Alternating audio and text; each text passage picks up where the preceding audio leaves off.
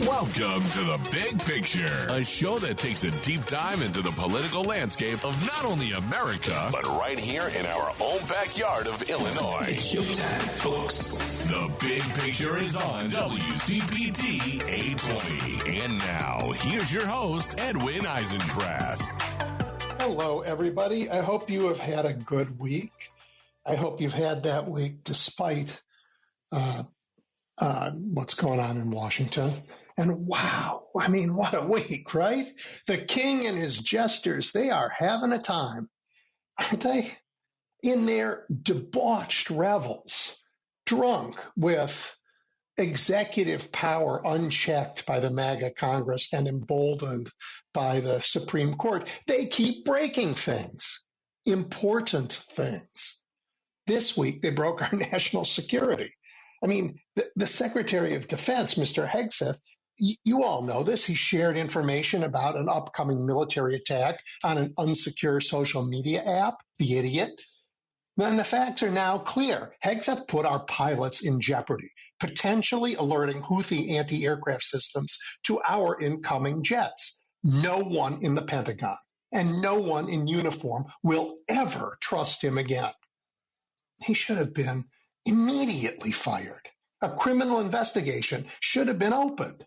Instead, Donald Trump and the king and his team, they just lied about it.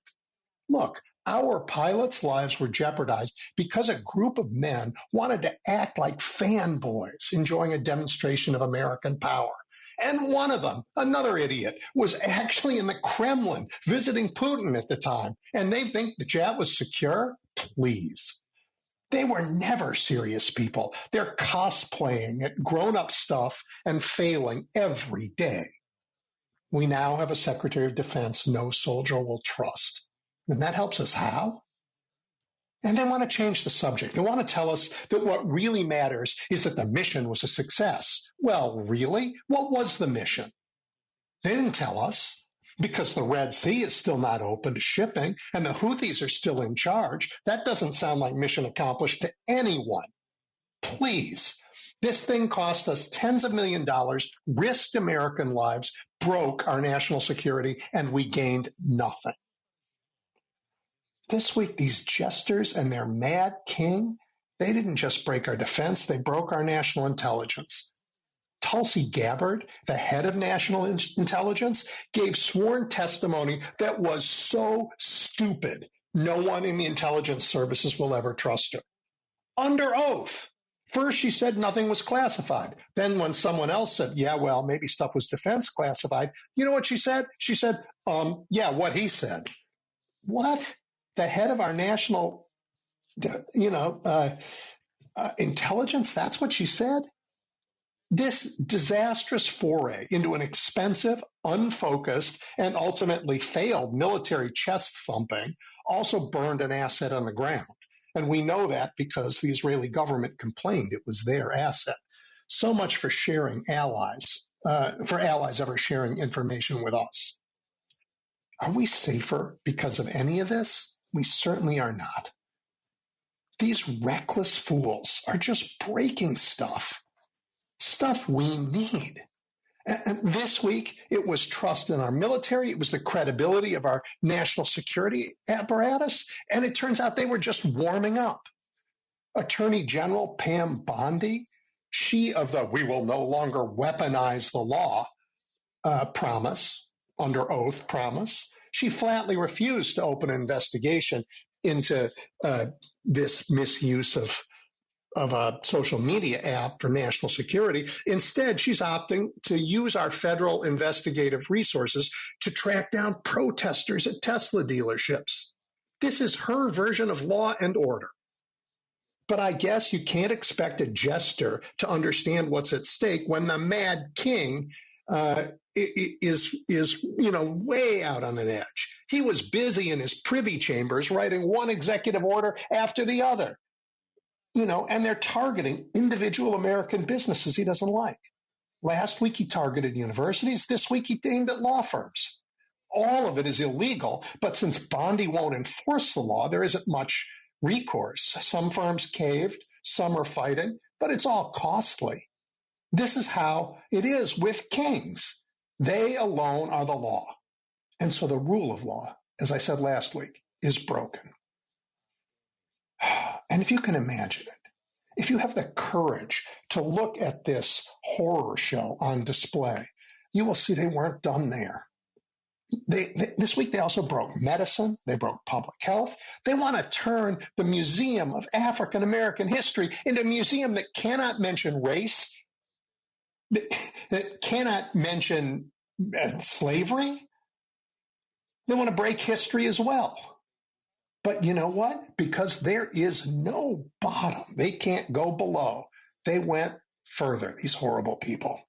And for that, we have to turn to the jester named Kristi Noem. You remember her. She is the face of plastic surgery.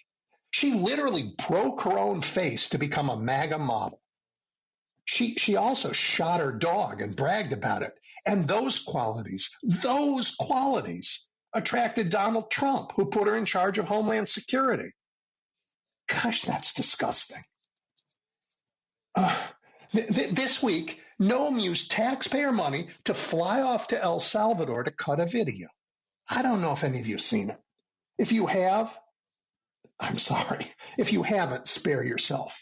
At first, I thought she did it because, the king needs someone else to star in a video that was even more disgusting than his own, the one where he attacked Zelensky in the Oval Office. But that's not right.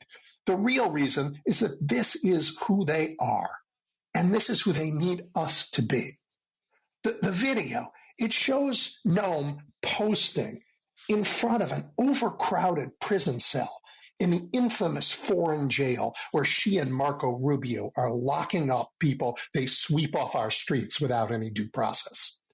She and the king, they tell us these men are dangerous gang members, that we are safer because they're off our streets. I don't know, we got plenty of jails in the United States, but and maybe some of them are gang members, and maybe some of them aren't. We don't know, and she doesn't care.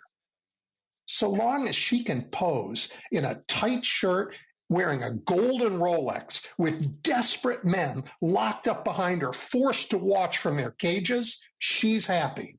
And so is the king. This week, they didn't just break our national security and our national intelligence. They didn't just wreck our public health systems, our standing in the world. What Kristi Noem showed us is that they want to break our soul, our sense of decency, what's left of our humanity. They know, these terrible people know, that as long as we remain decent, so long as we remain faithful, so long as we love more than we hate, they will fail. So they're coming after our souls. Well, they're not getting mine, and I pray they don't get yours. Look, nothing is more important to each of us, to our families, to our nation, and maybe to the whole world than getting rid of these terrible people at the very first opportunity. And we will talk about that for the next 3 hours. So we'll take a break, and when we come back, the fabulous Amanda Marcotte is joining us. You're listening to The Big Picture with Edwin Eisendrath on WCPT 820. Okay, welcome back. I am happily joined again by Amanda Marcotte, who is the senior politics writer at Salon, the author of Troll Nation, How the Right Became Trump-Worshipping Monsters, set on rat effing, can't say that on the radio, liberals, America, and truth itself. She has a biweekly newsletter called Standing Room Only, which is, it's both helpful and it's fun. Amanda, welcome back. Thanks for having me. I don't even know where to start this horrible, terrible week. I think they're trying to break everything. And as I said in the intro to this show, I think they're trying to break our soul. They just want us to be as ugly as they are, because if we're not, we'll never let them stay. I mean, the thing that Kristi Noem did in front of those men locked in that cage was as disgusting a thing as I've ever seen. Yeah, I mean, I think you're right. Obviously, it's a huge part of authoritarian tactics to try to convince the opposition that resistance is futile, right? and to demoralize and immobilize them. And tactics like that are part of that strategy. Well, that one failed. I mean, that one said something different to me. That said they know that they can't stay in power as long as America remains decent, that as long as we love more than we hate, as long as, we retain our own souls. They're just like, you have to be this vampire with us or we know we'll lose. And they're not going to get us. That was a bridge too far. I hope so. I think that they really, unfortunately, understand the propaganda value of making these men shaving their heads, taking their shirts off, and forcing them to look like a stereotype of a Latino gang member, so that you don't understand the real story is that they were picking men basically at random. I mean, look, I don't know about your state, but there are plenty of gang members in jail in my state. We have the capacity within the law to deal with gang members. And if there's a visa problem and they get deported, well, there's a process for that. But we don't know who's in that prison. We don't know if they're gang members. We don't know if they're not. All we know is they don't care. Yeah, and we know that a lot of them probably aren't gang members because their families have stepped forward and shown extremely persuasive evidence that they are not gang members. Yeah. One guy was put in that prison for a tattoo that is an autism awareness tattoo.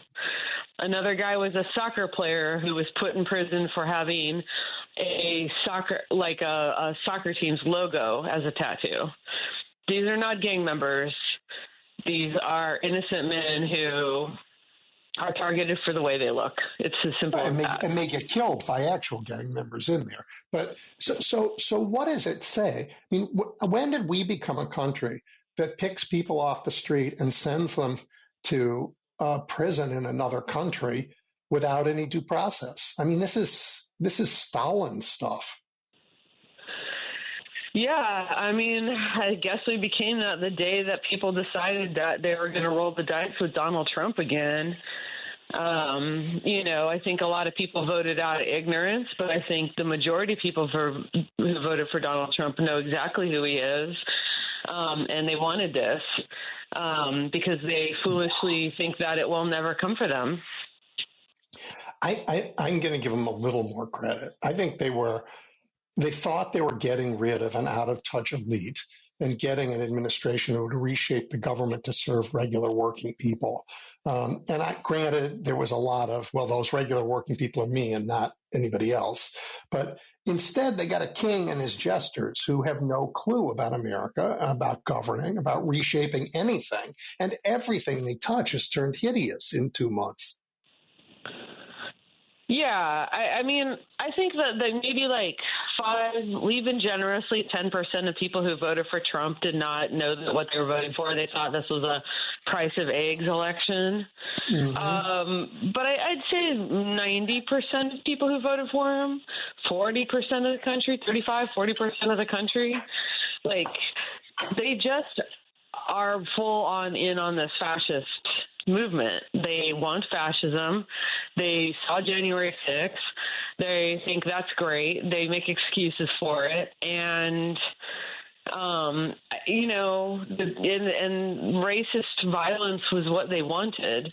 There's just a subset of people at all points in time are just ready, I think, not always in this mindset, but they can be pushed into this fascistic mindset because they're fearful, they're hateful, they're narrow-minded, whatever it is. But it's a constant threat in any democracy.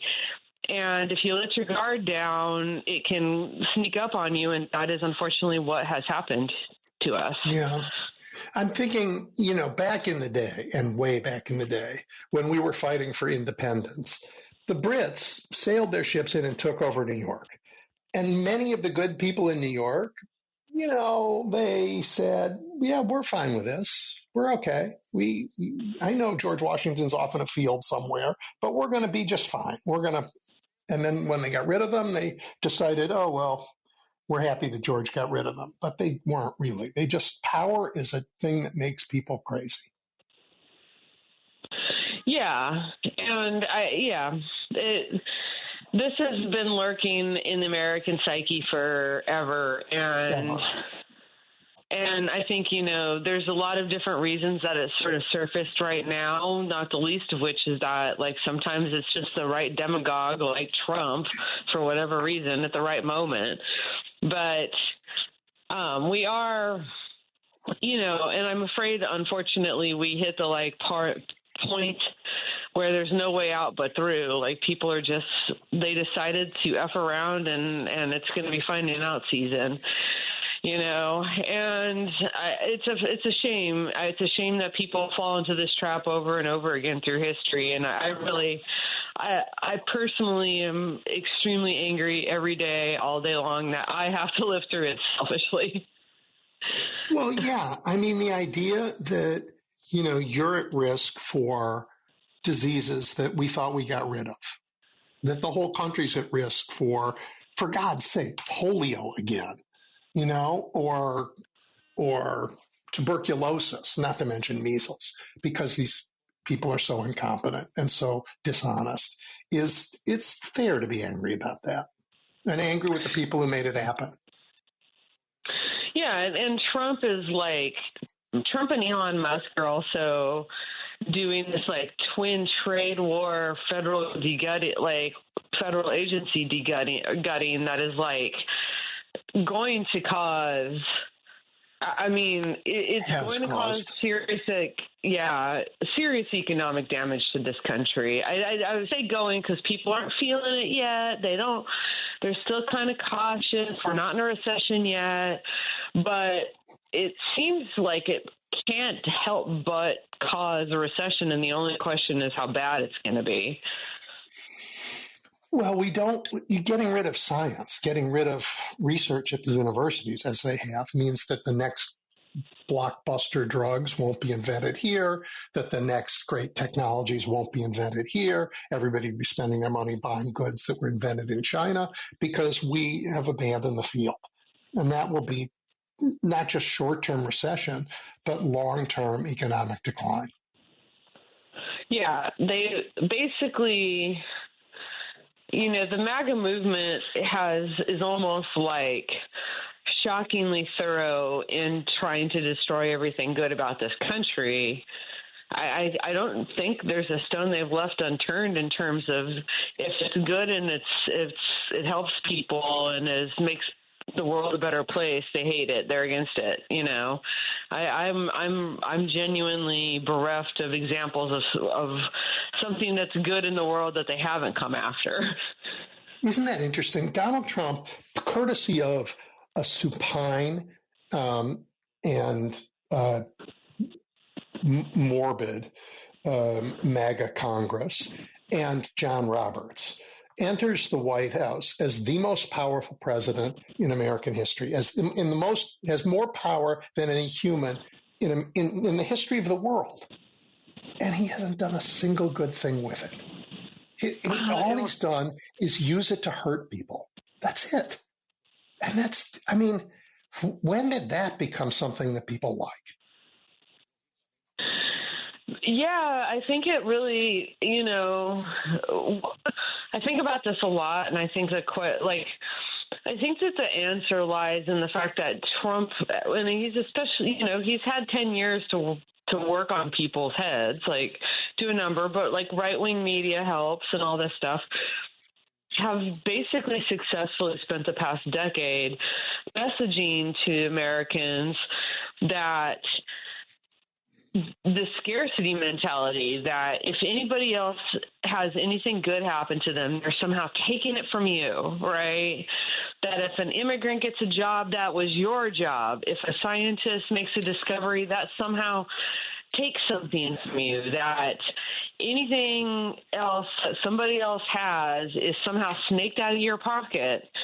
And therefore, this hyper-paranoid worldview has created this this like topsy-turvy mentality where attacking anything good is seen as almost as an act of self-defense, and it's backwards because like you said, like if you're like not getting your kids the measles vaccine because you've convinced yourself big pharma is out to get you, like that they are actively out to get you, your kids are going to get the measles and could die or be very seriously injured, you know?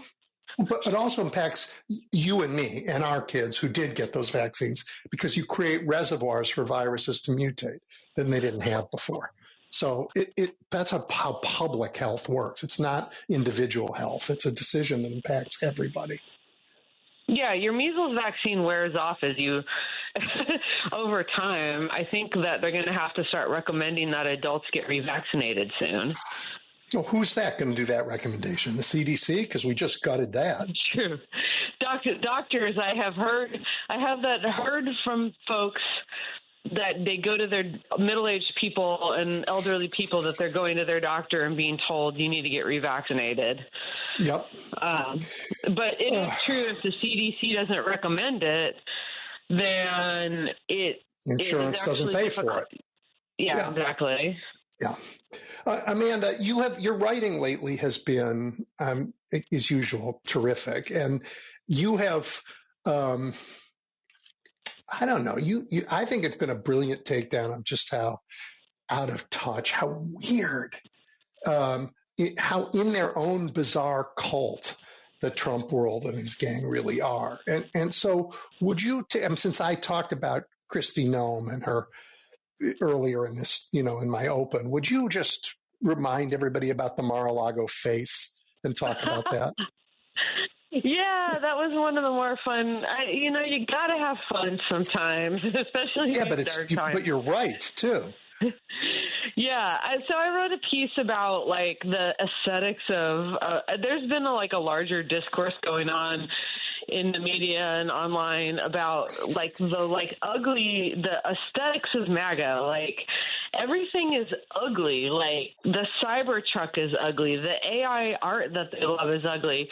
And then there's what people call Mar-a-Lago face, which is like, you know it when you see it. It's Kimberly Guilfoyle, it's Lara Trump, and it is Kristi Noem, where they just get like an intense amount of plastic surgery that's really excessive, and they get and all looks the same. They all have the same face. Yeah. And their face looks puffy and uncanny and plastic, and it's not attractive. It's disturbing because it doesn't look quite human anymore. And I think, I argue in the piece that this is on purpose. I don't think that they lack mirrors in their houses, right? I think that there is something about the over the top, and you just see that aesthetic in everything. The loud AI art that they love, I think, is a really good example too. It's not supposed to be good looking. It's supposed to be ugly, abrasive, and in your face, because that creates a reaction, and a reaction is all that they want. And if they can't get you to like them, then they will at least get you to go, ew, But the idea that human beings are carving themselves up to fit this model is also just beyond disgusting. Well, it's being portrayed as a way to. There's an incentive structure that is creating the situation. There's an incentive structure to remake yourself from a normal lurking person into this plastic surgery monstrosity, because it gets attention, and Kristi Noem would have never gotten that job as the Secretary of Homeland Security if she hadn't done that, if she hadn't gotten her Well, let's talk about that. I agree with you. She redid her face to look, along the Melania model, the MAGA look, and she shot her dog and bragged about it. And those two things were so attractive to Donald Trump that he gave her this big job. Yeah. And I think part of it is that and the event with the Venezuelan kidnappees, for lack of a better term, shows why this works, right? Because he wanted somebody who, in photographs, definitely stands out and gets attention, so that when they do photo ops of her dressed in her, cop drag, trying to stand around, looking tough, you can't look away, because the one thing that it definitely is visually arresting. It's ugly. But it's, I call it like the car crash aesthetic. You just can't look away. It's gripping. There's no doubt about it. And that's the point was, she made herself look a certain way, and now she gets photographed a lot for their propaganda. And that was all that was. And, that's basically her job. Well, speaking of getting hired because of the way you look, the defense secretary was hired because this is how he looks. And Donald Trump had seen him on Fox in the morning and said, wow, this Pete Hegseth guy, he looks like a secretary of defense. We are finding out that he's incompetent, that now we know that on top of the signal problem that he had, this playing fast and loose with our defense stuff, he hired his brother, and he's been bringing his wife to all these meetings. I mean, I suppose she's there to keep him from drinking. I don't know what the brother's there for, but none of it's competence. No, and this was obvious going in, right? But I think you and to me. He had started a couple of organizations that he immediately destroyed because he's so incompetent. But what's interesting, and some experts on authoritarianism have been pointing this out over and over again, that this is really normal for fascist and authoritarian leaders to hire people not despite their incompetence, but because of their incompetence. Yes. And the logic is this. If you hire somebody who is so bad at their job that the only way they could ever get that job is through loyalty to you, you feel like you have leverage over that person. All Donald Trump wants is loyalty. The only way he can guarantee that people who work for him are loyal is if they could not have that job but for kissing his butt. That's it.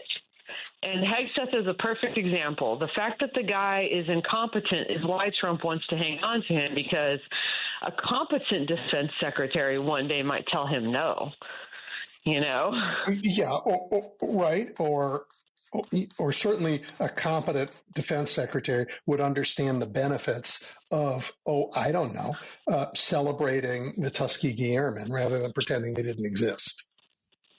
Yeah. Yeah, I don't know how much Donald Trump, obviously they are both extremely racist. I don't know how much Donald Trump is really invested in this effort to erase the history of the real history of the U.S. military, probably to some extent, right? Well, hang on, Amanda. This week, they're going after the Museum of African American History because, I don't know, they mentioned slavery. So, Donald Trump is, I don't know, the evidence to me is that Donald Trump is all in. Yeah, no, he's definitely a white nationalist who wants to, it's not that he disbelieves these facts about history. It's that he wants to rewrite history to tell this flattering story where racism was always right and good, right? And I think that you always see this with authoritarian governments. It's the book burning, the book banning, the crackdowns on science. There's a hostility towards factual information because as far as the authoritarian is concerned, the only person who gets to say what's true and not is the leader. And other people who are bringing objective, factual evidence to bear are seen as a threat to that power. Well, that's so interesting. So he wants to be the sole source of truth. We know him to be the biggest liar maybe in history, but he wants to be the sole source of truth.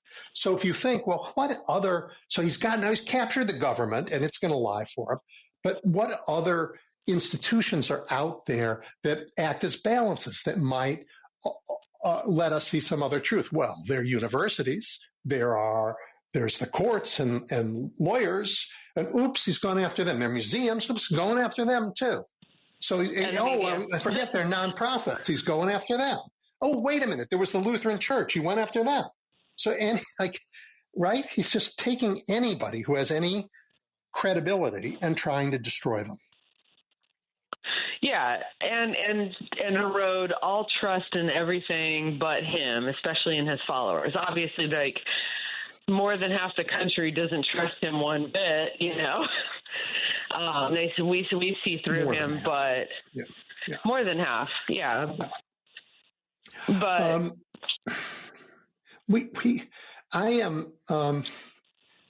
this right-wing movement, that hates our government, it got catalyzed, it got lit up, 30 years ago or so in the places named like Ruby Ridge, right, and Waco.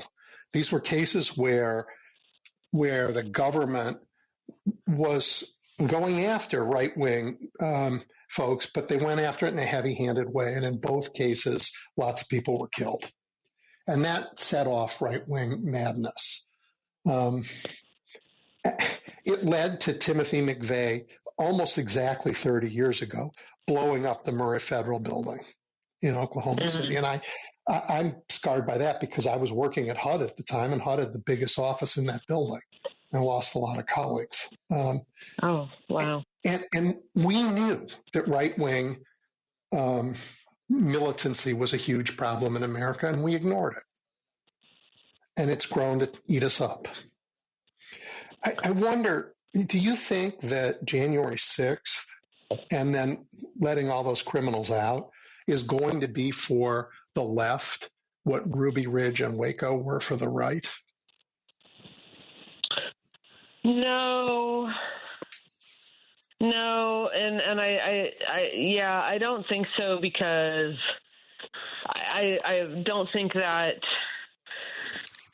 it's just not like the two sides of these equation are not moved by similar things. I think that obviously people are angry about January 6th, and I would say that just in my daily dealings, like your average like liberal or like moderate person, treats January 6th as if it was like an obviously bad event, and basically in a lot of ways a politically as important as like 9/11, right? Mm-hmm. But I don't know that there's been a lot of galvanizing around it, because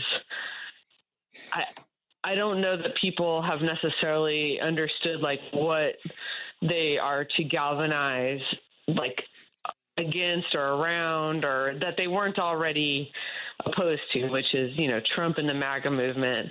I think if I'm going to guess, like, what's going to roll out in the next few years, like, well, maybe I'm wrong, because I will say that, like, Elon Musk throwing the "don't call it Nazi" salute at the Trump rally has had a weirdly galvanizing effect on people, but maybe it's because they're seen as like in the continuation. So I'm talking myself out of it. I'm sorry, Edwin. But I mean, I think because like these Tesla protests, I don't think would be happening if there wasn't like that visual representation of what Musk's like end goals here are, And I think that the Tesla protests have been incredibly effective and are a good example that we should be constantly pointing to of what needs to be happening going forward for the left, which is like, thinking through how to fight these battles on a social and cultural level as well as just a policy level and an accountability level, because it's not until we start seizing back the cultural narrative that we're going to make any progress at all. Yeah, and that cultural narrative, well, what's the cultural narrative on the left that you think we need? Well, what's nice is that it's nice and simple right now, which is fascism is bad, and anyone who thinks that fascism is okay is an idiot. And it turns out they're all billionaires, so we have that billionaire piece going for us too. Yeah, and that's why the Tesla protests are really important, because it's a symbol of the wealth and power that Musk is trying to protect and advance, at the expense of the basic rights and freedoms of everybody else, right? And I think that's really helpful. And when, Social Security checks are starting to not show up, it sounds like, for a lot of people are having trouble getting their money. I think that we're going to see some problems with the Department of Education being gutted. We're going to see problems with students getting their funding. And there's going to be a lot of galvanizing moments where people are seeing the effects of this in their daily life. And I hope that people can continue to think of creative ways like the Tesla protest to fight back, but those things will move people. So there are also going to be rural hospital closings. Farmers are already being hit by the destruction of USAID. I mean, who knew that U.S. aid programs benefited American farmers more than anybody overseas? Anybody who paid attention, I guess, but not these guys. So people are being hit and hurt, and I think people are afraid. They are afraid. They should be afraid. It's scary. We know from history that this stuff can go real bad. It already has. For the people that are being basically disappeared right now, it's basically just murder. It's just government murder. Right. So you and I don't want to live in that country. We don't want to be part of that. We read our history books about Stalin and the mid 20th century, and we said we went to war so that didn't have to happen. And we see it here, and I just know I'm disgusted every day and angry about it, and I'm determined that we will beat them, because I think America isn't that country. We might have had a moment when we could have been, but I think that moment is past. I just don't think we're that country. But that means he has to keep us from voting. And I worry he's trying to take more power over elections. Yeah, no, I think that's going to be in the mix, and people should be watching out for that and do what they can to fight back. Yeah. The good news is that our election, it used to be one of the most frustrating things about our election system is how diffuse and decentralized it is, right? Now it's what's going to save us. And I think, I would recommend that anybody who cares pay very close attention on a very local granular level to people's access to the ballot box, for sure. Yeah. They really don't want people. They don't want to vote, and they're working at it. And we have, Stuart Rhodes and all of those vigilantes out there waiting to be told what to do again. Yeah. And they're unfortunately feeling empowered right now. During the Biden administration, Trump would often try to rally those people, and it wouldn't work because they were so scared of going to jail. But they're not scared anymore of going to jail because they think Trump will pardon them. Well, I am convinced that Americans are going to win back Congress in the next term, and then we're going to set up for an enormous and interesting fight. I hope so. I definitely think that Democrats are going to win. the midterms, unless something drastically changes.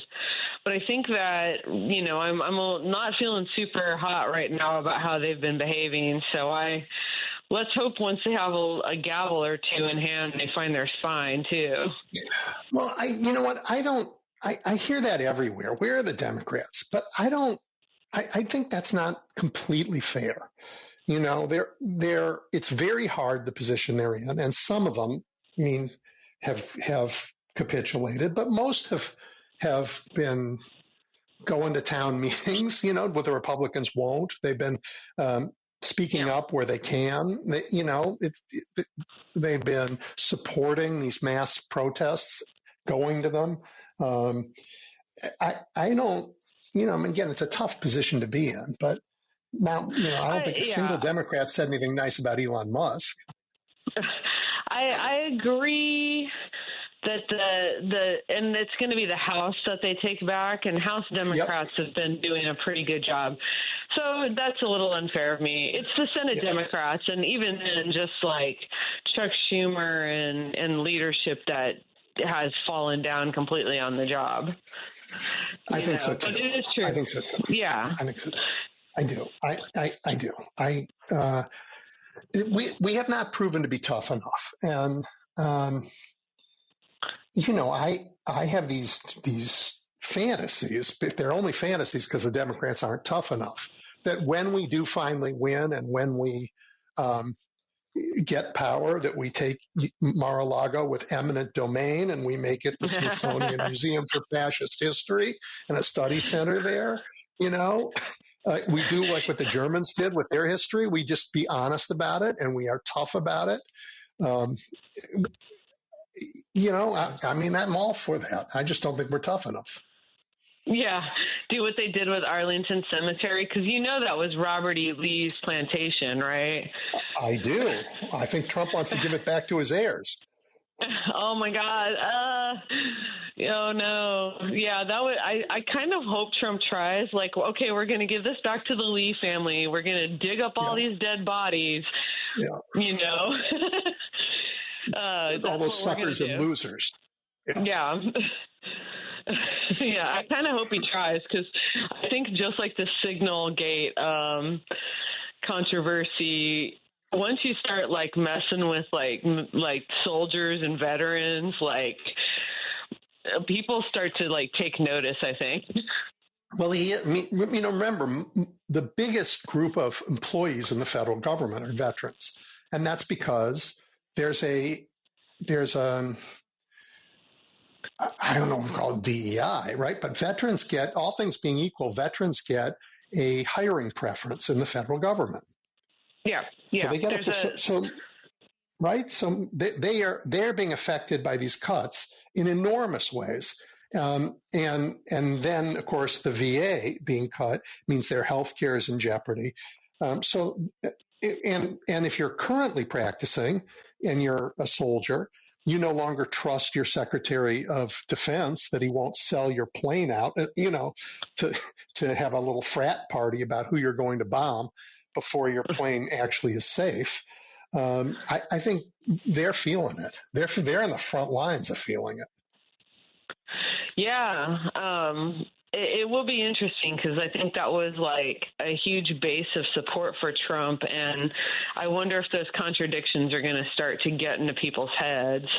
I hope so, because you cannot support the troops and you cannot support the veterans and support Trump at the same time. It's not possible. This monster, Hegseth said, of the chairman of the Joint Chiefs of Staff who was black. We don't know if he got the job just because he was black. We just don't know if he's qualified. And he fired him. A soldier with impeccable long record, right? But he hired his brother who has no record. Yeah. Are you kidding me? Yeah, these people are, and soldiers know this. Yeah, qualified in MAGA land means white. That's just a euphemism. Well, it doesn't, because I'm not qualified in MAGA land. It means white and crazy and Trump loving. And And actually, incompetent is always a bonus as a resume polisher for them. Well, for the reasons you said before. But okay, let's have one more little bit of fun on the topic of incompetence. How did you like J.D. Vance's foreign mission to Greenland this week? It was great. It's great. Unfortunately, I think it was Media Matters had a report about how Fox News has really started ramping up the aggressive anti-Greenland, just blasting their viewers with anti-Greenland stuff now. So it does make me feel like they are definitely setting up the pretext for an invasion. And I'm just kind of flabbergasted. I think that they're going to try this. They're certainly thinking about it, and it really is for no other reason than the demented old man that is in the White House wants to feel like a big guy who conquered a country, and Greenland seems like easy pickings to them. Okay, well, the population of Greenland's 56,000 maybe, and 56,000 people just ran the vice president out of town. And I'm thinking that our country could do the same thing. We got a lot more. I mean, come on, Mr. Vice President, come to Chicago. Let's see how well you do here if you can't handle a few people up in Greenland. Coward. Yeah, he shouldn't go out in public without being just booed to his face everywhere he goes. That's a small thing we can all do. We can do it. But on the topic of invading Greenland is an act of war against somebody who until a few weeks ago was an ally, Denmark, and the European Union. The president does not get to declare war. That is entirely Congress's prerogative, and Congress is not going to declare war on Greenland or Denmark. They're just not going to do it. Now, when he goes to war without that, what happens? Again, it's a whole rule of law question. I would have thought they wouldn't have, confirmed RFK for HHS secretary. I put nothing past the Republicans in Congress right now. If Trump wants it, they just go, yes, sir, click their heels and get it done. He wants to pass all these tariffs, and they all know it's going to destroy the economy. And all Congress did was actually vote away some more of their power over tariff policy so that he could wreck our economy. So I don't know why they wouldn't just be like, let the old man invade Greenland if that's what makes him happy, I just don't think they'd vote on an act of war. I think they want to give him the power to do it without having to cast a vote because they're such cowards. But they cannot give away the power to declare war. They just can't do it. They can't give it away. He can order military strikes. I mean, what are we doing in Yemen if that's not war? I really don't know what is. What are we doing in Yemen? Let's talk about that for a second, because the defense to putting our pilots in jeopardy, to burning assets on the ground was, we should be talking, said Pam Bondi, said the president, said the king, excuse me. They said, we should really be talking about what a success this was. We are much safer because this was a successful mission. Let me ask you, because I don't know it. What was the mission? This is something that, unfortunately, we can't make too partisan. Both Democrats and Republicans have been struggling with the Houthis in Yemen forever and ever and ever. No, I get that, but what was this mission? Because he said it was to open the traffic to the Red Sea, but they didn't do that, and the Houthis are still in charge. So he's declaring success, but I don't know what the mission was, and I don't know what it says. Kill a few Houthis, okay, I get it, check.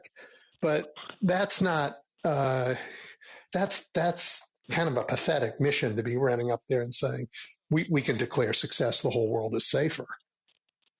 Yeah, they were just taking out some leaders of the blockade. I don't know. I wish I knew more about this. That, I don't know if it's helping or not. Probably not, because they don't know anything they're doing. But I I really don't know much about this, unfortunately. I wish I did know more. Well, you don't, because they haven't told us. They've said 3 different reasons for why this attack happened. They don't have a clear story. Again, the folks in the military know this. What's the mission? I don't know. The mission is to open the Red Sea. Okay, fail. The mission is to take out a few commanders, maybe, but that's not what they said. So again, they're clueless. Yeah. I think that honestly, like, their motives are mostly like pretending to be tough guys from afar, and everything else is very secondary. That's really comes across when you read the transcripts of the Signal chat, is like mostly they just are a bunch of guys who are kind of live action role playing. Yeah, cosplaying adults and failing at it. And by the way, from like the Kremlin, idiot. Idiot. Say, hey, before we go, I want to ask you about something else you wrote about, because I had not seen the phrase Maha Moms. Mm-hmm. But I saw it in your stuff. Talk a little bit about that also bizarre world. Yeah, they used to be called Crunchy Moms, right? But it's this like group of wellness influencers, and I want to put big, strong scare quotes around the word wellness there. It's a bunch of people that peddle supplements and alternative health, and they're anti-vax, and they have really weird ideas about diet, and they promote false claims that supplements can prevent cancer, and, you know, that whole shtick, right? But this has been around forever. Like, people have been doing these healthcare scams forever. The kind of current iteration of it online is a lot of women pushing this stuff by being like, marketing themselves as moms, just concerned mothers, right? And they have really attached themselves to RFK and vice versa. He uses them to these women to give his, like, kind of put a moralizing gloss on his, like, crusade against public health. Like, I'm just doing it for these wonderful women, these concerned moms. It's a lot like the way Moms for Liberty used the, like, mom packaging to justify vicious homophobia, racism, and book banning, right? In this case, the idea that, like, a mom knows better than medical scientists about what's best for kids is being used to sort of put, like, a romantic gloss on what is actually very dangerous ideas, like not vaccinating your kids. And RFK brought these people into his office and did a photo op with them. He talks about the Maha Moms a lot, because and Maha is short for, and I can't believe I have to say this, Make America Healthy Again, which is his version of the MAGA slogan, right? And it's just nonsense from top to bottom, because, like, the notion that Americans were healthier at some point in the past, he's always kind of vague about when it was, like 100 years ago, when, like, life expectancies were like 30 years shorter. 50 years ago, when, like, people still had diseases like polio. When people smoked, like, chimneys, and, like, cancer rates were through the roof. Like, the notion that, like, we're at some kind of low point of American health is just factually false. Like, they can make it true. Yeah, they're going to work to make it true. Yeah. Well, wow. I mean, to think at the end of the day, they are so vile, they could almost ruin the brand mom.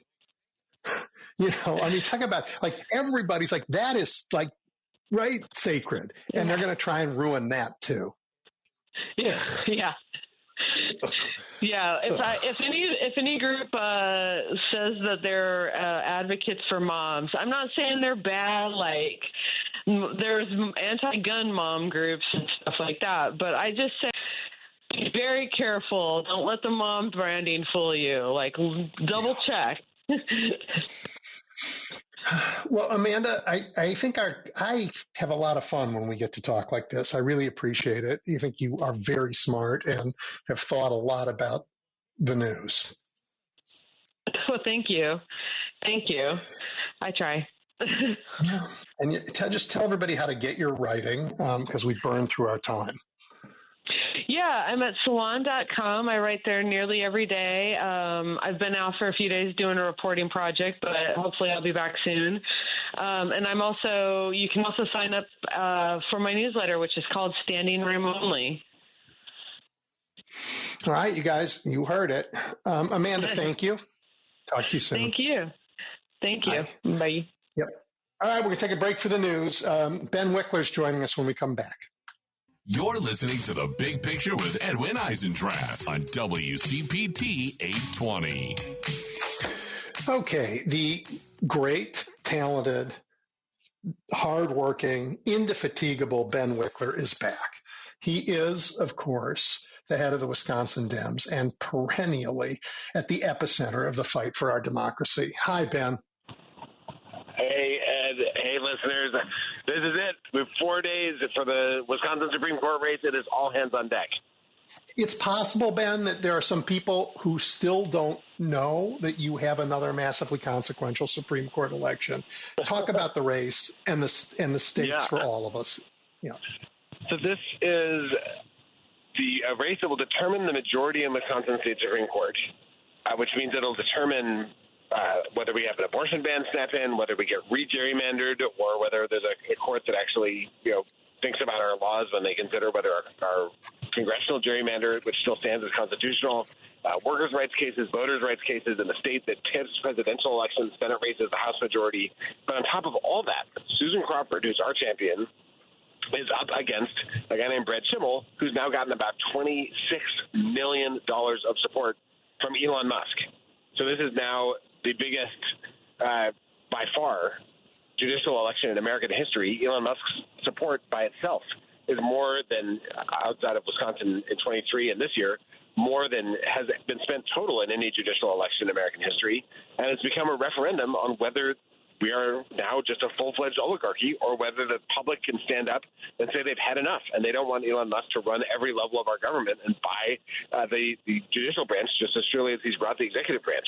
That's the fight. And this could come down to a few votes in a few places. And so anyone who's anywhere close to Wisconsin or knows anyone in Wisconsin, we need your help to make sure Susan Crawford wins. Yeah, I mean, I understand he's offering bounties in the state like he has done before. I hope you're telling everyone to take his money. Harold Washington, when he was ran for mayor in Chicago against the Democratic machine back then, he was the first black mayor. He used to say, take their money and vote for me. I mean, everybody in the state should sign up and take his money and then vote for the other guy. Well, he says he won't send it out potentially for months, and he'll decide who to send it to. So I wouldn't. I'm not sure that signing up his petition is actually going to generate money. Yeah. There are stories in the news about people who've taken his money for signing his petition, who will be voting for Susan Crawford. But I'll say this. But, he's been using the same tactic he used in other places where he gets people to sign a petition in order to receive money from him. But yesterday at 1 a.m, he crossed a very bright legal line by posting that literally you had to have voted to be eligible to get $1 million drawing from him. And that constitutes a felony. You cannot offer someone something of financial value in order to induce them to vote or not vote in the state of Wisconsin. So he actually committed a crime just by offering that money. Now, he's coming to Wisconsin tomorrow, and he's going to do this drawing and give away things. He's now deleted that original post, and he's put up a new one saying you just have to sign his petition, but he never made clear whether the offer was gone for voting. And our attorney general is now sued to say that this needs to stop. He cannot do this giveaway for basically a bribe to vote. So the thing is that, in 2024, he would say he has to win, otherwise he's going to wind up in jail because he probably broke a lot of laws we don't know about in the presidential race. In Wisconsin, if he can buy the state Supreme Court, maybe he thinks that's his get-out-of-jail-free card. But if he gets convicted in Wisconsin, the president can't pardon him. So Brad Schimmel has this record of kind of selling out to campaign donors. If Elon Musk gets his guy, Brad Schimmel, on the Supreme Court, then there's no accountability. But in any other scenario, he may face serious legal repercussions for breaking that law, and he should, because he has broken a law that is in place for a very good reason. Votes should not be for sale. Our state should not be for sale. This should be a country where the people rules, not money.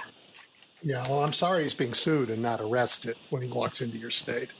I'd rather see him arrested, put in handcuffs, and I mean, this is Supreme Court races are, this, they're enormously consequential for the rule of law. They've become really interesting about the policies that are going to be okay in America. But you've managed in Wisconsin to turn a race that is, that's about these kinds of subtleties into a referendum on Elon Musk. And that, I'll take it. I think he's hated. Well, I'll tell you, it's Susan Crawford, our candidate. She has led the way in this. She goes around at campaign stops. She has this great line that always brings down the house. She talks about her own record, her life as her work as a prosecutor, keeping communities safe, taking care of her little sibling with special needs, how that triggered this protective instinct in her work defending Planned Parenthood in the case of Planned Parenthood versus Brad Schimmel. And then she says, now let me tell you a little bit about my opponent, Elon Musk. Everyone goes wild. And she talks about how she says, when I was growing up in Chippewa Falls, Wisconsin, I never imagined I'd be up against the richest man in the world. And it is now it's a Susan versus Goliath story. This is like, a judge in a county circuit court who's up against the richest person on planet Earth, who has poured more money in than anyone's ever seen in a race like this.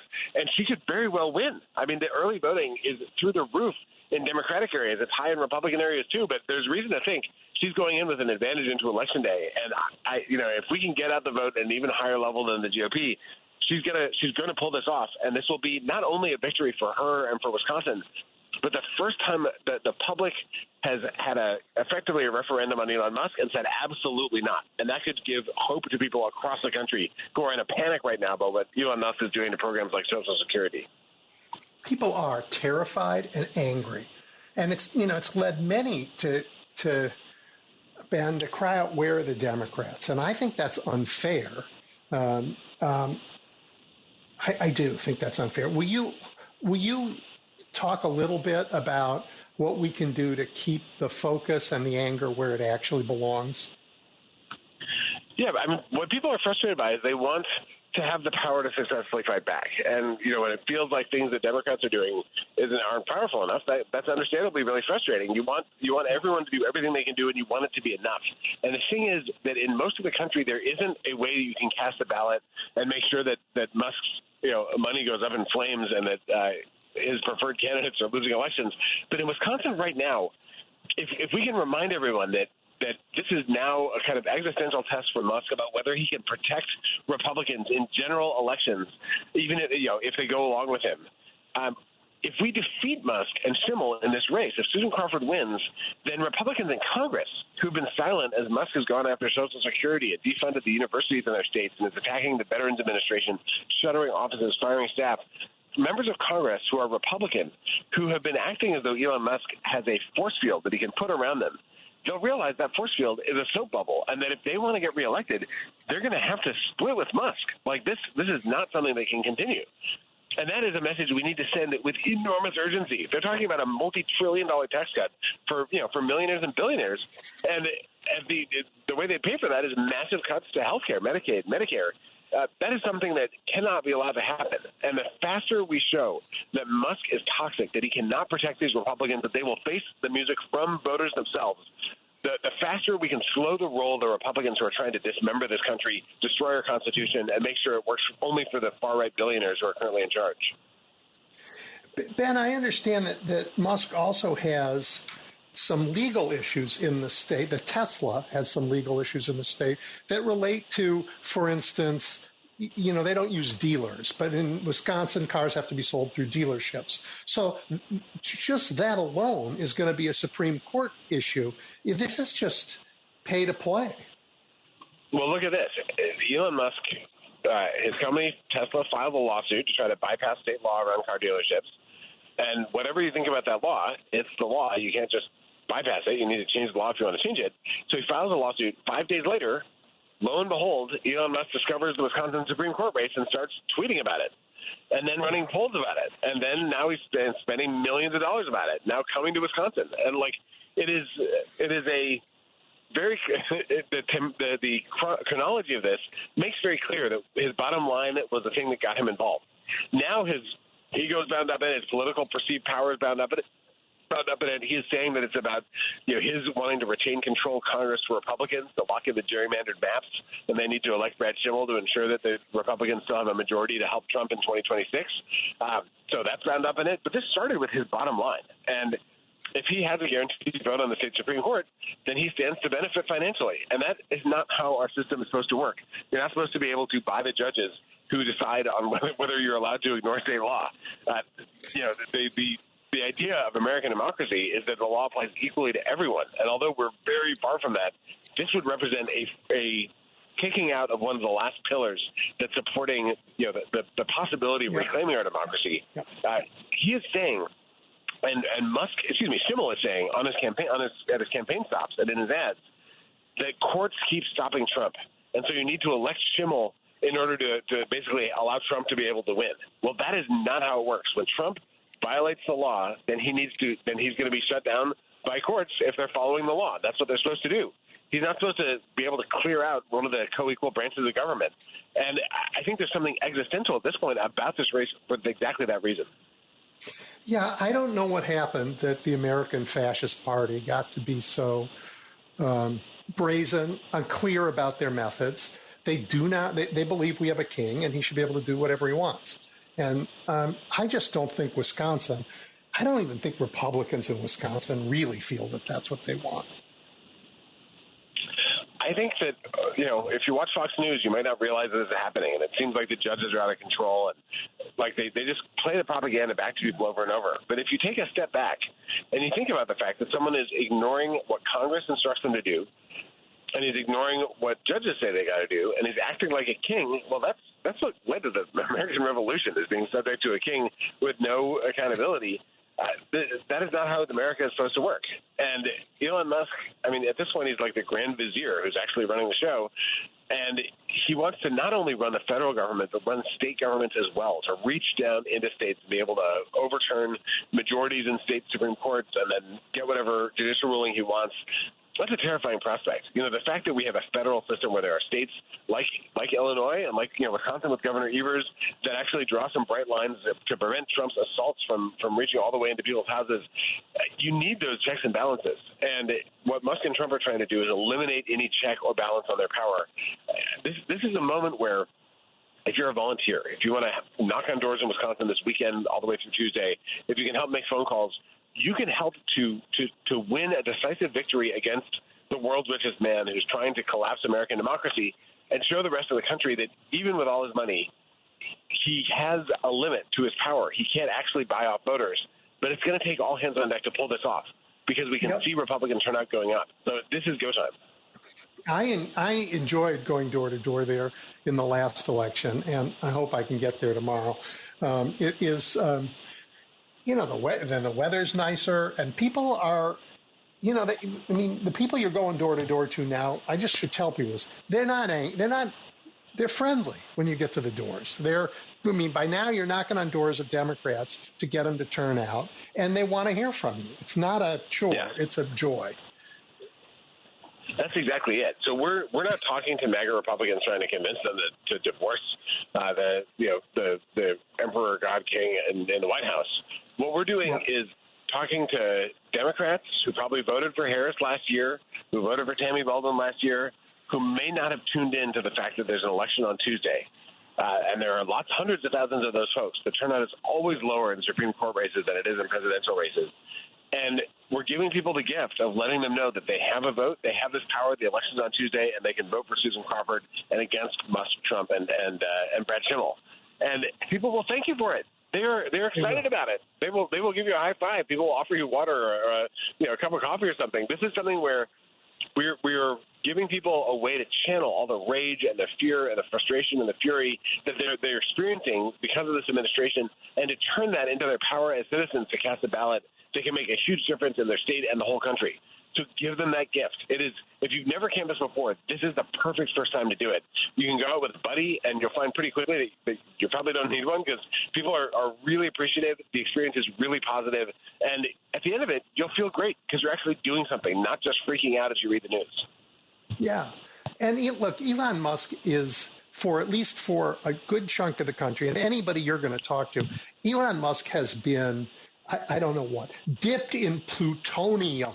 He's poison, and people know it, and they want to get as far away from him as possible. So if he's in the state and you're in the state too, and you get to say, hey, I'm here telling you can kick him out, oh, my God, people will love that. Yes. That is exactly it.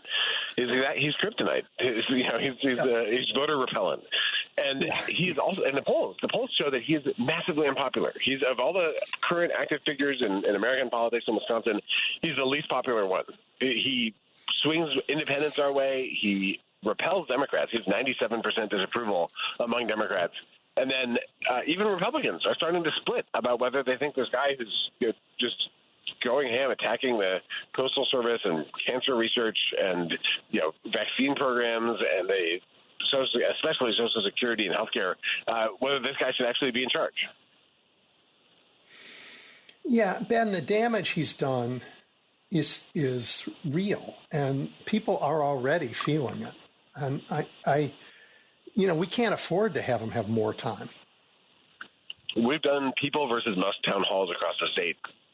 People come up, their voice cracking as they talk about their fears about what's going to happen to Social Security, or people who've lost their jobs already, who works for the VA or for the Social Security Administration. The sense of really personal betrayal that people feel after paying in their whole lives into a system that's supposed to take care of them, or serving their country. Veterans who've lost their jobs in the federal government because he just goes through.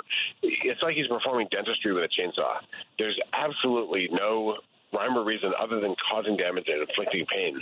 And he's to watch him on TV, it's just infuriating. He's going around as though he's this hero while he's destroying things that people are counting on. There are people who are in the middle of clinical trials for cancer, and then suddenly the medicine stops flowing because the grant runs out. This should not be happening in the United States of America ever. And yet he's doing it day by day. And the only way to fight back that you will really, really notice, alongside the Tesla protests and so forth, it's to make sure that this election that he has put his name on and his face on and his money into, and that he's traveling to represent, he's posting about all the time, that he loses, and that he knows that it's because of him in part that Brad Schimmel loses. That actually sends a message that can resonate in this country. A huge message. It will.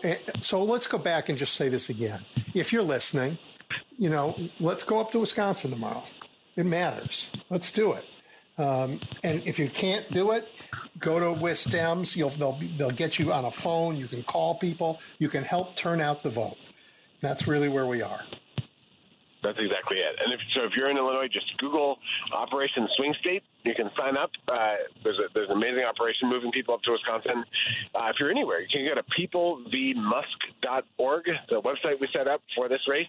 You can find a link to donate, link to volunteer, link to share your own story about the impact Musk is having on your life. This is go time. And I think anyone who gets involved in the race, in volunteering and donating and helping spread the word, after this election's over, they're going to feel really good for having played a part in a very righteous fight. The country needs hope desperately right now, and we can light a candle in the darkness by electing Susan Crawford. Ben, just generally, you've done a great job, and she's done a great job in raising the money to fight back against Musk. But it's obscene, the amount of money being spent on a Supreme Court race. And how do we tell people who look at it and say, well, money's being raised on both sides and too much money is being raised? How do we explain to people that if we keep winning, elections are going to actually be less expensive in the future because we will deal with this problem of unlimited dark money? I mean, we just need to overturn Citizens United. That's the long and short of it. And that's something that has enormous support on both sides of the aisle, not in elected officials. That's only Democrats. But for voters, most voters don't like this idea that money is speech, corporations are people. It's in the Wisconsin Democratic Party's platform nothing more than to not have these giant sums of money sloshing around in elections like this. But it's going to take Democrats winning control of the federal government. That's ultimately what we need to change. Democrats need to have the House, the Senate, and the White House with enough of a margin that a rogue Kristen Sinema or Joe Manchin can't derail the whole thing. And then the laws are already drafted. The huge reforms that we need, those are ready to go as soon as Democrats have enough votes. So this is go time for that, too. I mean, it's worth making an extra call or two to Florida for these House races, but we can win the Congress in 2026, and then we can win a trifecta in 2028. And, for Democrats, we have to beat Project 2025 so we can actually implement a Project 2029 that has to include restoring people power over money power when it comes to American politics. Yeah. Well, I guess I want to just, we had a contest for the head of the DNC, and you bravely put your hat in that ring. I want to say I am a fan of yours and a fan of Ken's, and I don't know why either of you wanted to do it, but what you are doing right now is the most important thing that the Democratic Party has going for us in the whole country. I'm deeply grateful. Thank you. I ran to try to find the biggest way I could fight back against this looming oligarchy that's now sweeping this country. And I'm grateful that Ken is carrying the torch here, because I feel like if I'm not doing that, this fight in Wisconsin is the other biggest thing that I could do. And being able to they brought the fight to you, which was a huge mistake on their part. They brought it to a huge mistake on their part. They brought the fight to you. All right. Well, I'm grateful. I'm grateful for your time. And everybody I know, I will try to get in to help out in the next really 2 days. That's all we've got, right? It's April 1st, the election. This is it. That's exactly right. Okay. Well, thank you. Yeah, let's go all hands on deck. Thanks so much for having me on. I'm grateful for the chance. And any listener who helps out, I'm grateful to you too, because if we win, it is really an earthquake politically. Musk he's only been involved in 2 elections. Last fall, he jumped in and Trump won. And so he has this air of invulnerability right now in our politics. We need to end that now. And we can do that between now and April 1st. Yeah. And just to reiterate, this isn't just a Supreme Court race. He has made this about him. He said, this is me on the ballot. I am fighting this race. So this is our chance to say no to him. 100,000,000%. Thank you, Ben. Thanks so much, Ed. Grateful for the chance to join you. Yep. All right, everybody. Look, this is really important. And I know I've told you that the last election. And guess what? I was right. The last election turned out to be really important. And we're living with all this crap because, you know what? We didn't win that last election. So let's not put ourselves in that position anymore. Again, Wisconsin matters. This Supreme Court race, as you heard Ben say, it shouldn't be this way, but because of the way Republicans view the law, which is as an instrument of their power, Supreme Court races are about map drawing. Supreme Court races are about the way electors get chosen. And Wisconsin, being the state it is, they want to take it. They just want to take it off the table. Not let the voters do it. They want their money to do it. Let's stop them. All right, take a break, and when we come back, I have a great treat for you. Tom Skilling is joining us. You're listening to The Big Picture with Edwin Eisendrath on WCPT 820. All right, everybody, welcome back. I have a treat. Tom Skilling, Chicago's weather man emeritus. Look, before his well-earned retirement, Tom was the most respected and trusted meteorologist, not just in Chicago, but because WGN broadcast all over the country, Tom was well-known and beloved everywhere. He is serious and thoughtful about weather and climate, and he's been on a mission to teach all of us what we know to help save our planet. Tom, welcome back. Oh, Edwin, that was so nice.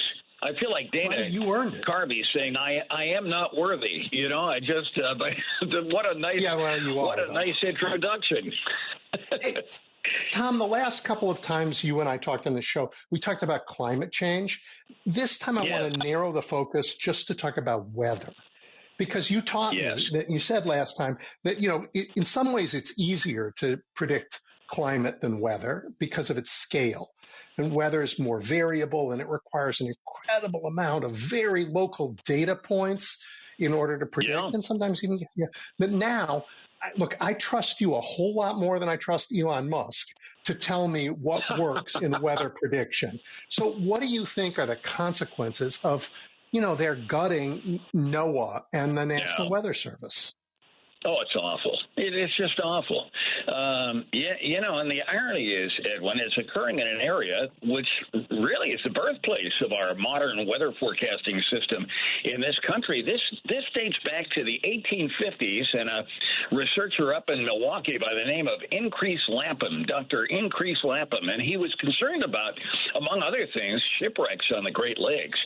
And the Civil War intervened between his concern in the 50s and a letter he ultimately ended up writing to Congress in near 1870, and President Ulysses S. Grant ended up signing into law a bill that Congress put forth to start the Army Signal Corps taking weather observations in an organized fashion and issuing the first weather forecast. And you know something, Edwin? The first weather forecast issued in this country was for Chicago and for the waters offshore here back in 1870. So our weather service is an institution that's been around in one form or another since 1870. And what's going on right now with these budget cuts at NOAA and the National Weather Service, I mean, really threaten the integrity of the system. Do you realize, Edwin, in the course of a day, our National Weather Service collects 6.3 billion weather observations. In the course of a year, it will produce 1.5 million forecasts and 50,000 warnings of one form or another. These are essential. They're life-saving. And, you know, we've been at work on a television piece on these cuts. We've been talking to others about it, but in fact, I talked to a Tribune reporter just the other day. But this TV piece took us out to Washington, Illinois, which was a place where in 2013 in November, an EF4 tornado, that's a tornado with 190-mile-per-hour winds, literally leveled a section of that community just east of Peoria. It hit on a Sunday morning when people were sitting in church, and many of them got the tornado warning, which was issued 11 minutes ahead of time by the Lincoln office of the Weather Service on their phones as they were sitting in church. And they were efficiently moved to safe rooms in that church, and as the community was being blasted by this storm, you know, their lives were saved. There's a video that emerged from that storm, Ed, when one of the folks there saw the squall line coming in and was aware of the warning. So he went to the door of his home in this beautiful subdivision out there and photographed the shelf cloud coming in, the squall line coming in. He runs down to the basement, keeps the video running. You go into the darkness of the basement, and you hear the smashing and banging as the house comes apart upstairs. He then ascends the stairs and looks out what's left of the front door, and the whole neighborhood is gone. I mean, gone. And I put a stopwatch to it. It took 16 seconds for that tornado to take out that neighborhood. And 1,100 homes were destroyed, 3 people killed, 125 injured. God only knows what the death toll would have been had those warnings not gone out. And, you know, there's case after case where local weather service offices have interacted with first responders, law enforcement officials, government officials at all levels of government to protect their residents against storms, to set up storm spotter networks. Here in Chicago, that heat wave disaster in July of 1995, which killed over 700 people, that's the worst and most deadly natural disaster that's occurred in this area. It was weather-related. And after it happened, the Daley administration sent out a call to the meteorological community and said, hey, let's work with you and see if there's some way that we can anticipate these heat waves. You know, the thing is, we knew the heat was coming, but we didn't know the point at which people died. So Paul Daly, who ended up working with me in the last 27 years when we were doing the Chicago Tribune weather page, was the meteorologist in charge of the Chicago office, and he went to work with Dr. John Wilhelm. And I'm sure you know these are names familiar to you, Edwin, having worked in government all these years. They went through mortality and morbidity stats with great care and established exactly the conditions. You need 3 days with triple-digit heat indices and lots of sun, and you need 3 nights where the nighttime temp doesn't go below 80 degrees, and that's when you start seeing people dying in elevated numbers from heat. Mm-hmm. And when they went back and looked at every heat disaster, there had been an increase in fatalities after each one of them. The point I'm driving home here is the importance of these local weather service offices interacting with their communities, talking in real time with law enforcement. We have, 284 municipalities in and around the greater Chicago area, 8.3 million people here. Our weather service interacts with, at Romeoville, interacts with all these folks. They've laid out, when a storm comes in and they're tracking it on the Doppler radar, they know where every hospital, every school, every highway, every home is, and they know exactly the territory over which these storms are going. If you get to the point where you so degrade the National Weather Service that they go into regional centers, or God forbid they've got some private enterprise issuing the warnings from some distant location, you're not going to have the accuracy of the warnings that we have around here. And already, with the 1,000 people that have been cut with these DOGE budget cuts, 1,000 people cut in the National Weather Service. Do you know, Edwin, there are 4,200 people that man the National Weather Service, all the offices all over the country, all the way from Guam to the Atlantic, all the way from Alaska down to the Gulf. 4,200 people collect the weather data that's used by 330 million people in this country. Every weather report, every satellite image, every radar image, every weather observation and forecast have their origins with data that comes in from the National Weather Service. Mm-hmm. And with the 1,000 people they've cut, we've lost weather balloon launches. Weather balloons are incredibly important to feed into the information from them into our computer models to get accurate forecasts. And we're not sure exactly how this is going to degrade the weather forecast model accuracy. It's not something we'll see on a day-to-day basis, but we're going to come across these extreme weather events, whether it be a tornado outbreak or a hurricane landfall, that are not as accurately predicted by these models because there's not proper data going into them. So, what's going on is really concerning in an agency that's been lean and mean and consistently ranked among the most respected federal agencies in our government.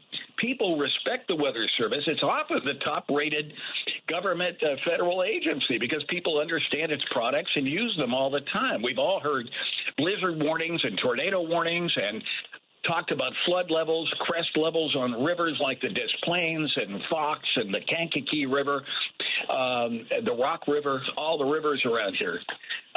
It's just amazing how we put these data to work from our National Weather Service, and they're going after it.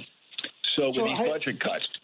I guess I don't really understand. So the way it works, you're saying that National Weather Service has local operations around the country, and they have 122 local offices. 122 local offices. There are 160 Doppler radar sites.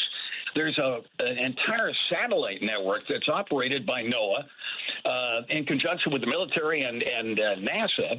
But it's the Weather Service and NOAA that oversees the weather satellite operation. There is no private entity that can take over these functions. This is one of these humongous functions that's uniquely handled by the government, and it's been done very, very well by our National Weather Service.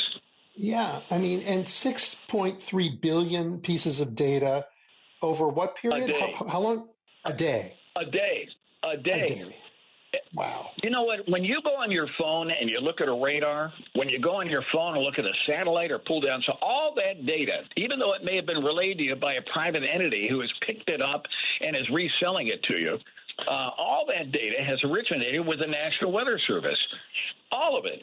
And so, you start fiddling with our National Weather Service, you are literally dealing with and degrading the collection of weather data that's produced a system in which weather forecasts have consistently gotten more accurate and has saved countless lives. I mean, look at the fires in Los Angeles recently. They were predicted a week ahead of time. You didn't allay the property damage, but you had all the emergency folks on standby. In Washington, that tornado I talked about in 2013, November of 2013, the Weather Service office had called the city of Washington, the mayor and all his lieutenants, and told them be on the standby because, 3 days from now, we're going to have a storm system in here that could be sending tornadoes and damaging winds through your area. And this goes on time and time again. The Weather Service alerts, agencies to be standing by, ready to react. Think about our aviation community. You want to fly in an airplane where the pilot doesn't know where the jet stream is and therefore where the turbulence is and the thunderstorms and all the aviation weather data. The defense of our country, the military uses these data. And it's absolutely crucial when you launch a rocket or a bomb, they've got to correct for the wind and everything else and have proper data on that. That's all collected by the Weather Service. So, it's a big deal. And I assume they think that they can break it and then privatize it and make money off of it. But that means that weather data that's needed by everybody in America is going to be received by people who can pay for it, I guess. Well, here's the thing. The magic word in the lexicon of these people cutting the budgets is privatize. You always, so they think, get a better product if you privatize everything. Well, the fact of the matter is that's not always true. In fact, if they try to privatize, they're not going to be able to privatize everything the Weather Service does. It'll still have to operate weather satellites and weather observation stations and buoys and all because nobody else can afford to do all that, and satellites. But what they'll do is the taxpayer has already paid money to collect these data, and so now there'll be a third party that's selling it to you and putting their charge on it. So you'll actually be paying twice for the weather data that we're now getting rather officially from the Weather Service. Now, we do buy data from private vendors, but they're going to have a monopolistic control over what they charge for this stuff if you take the Weather Service out of the picture. So the prices can be expected to escalate. Yeah.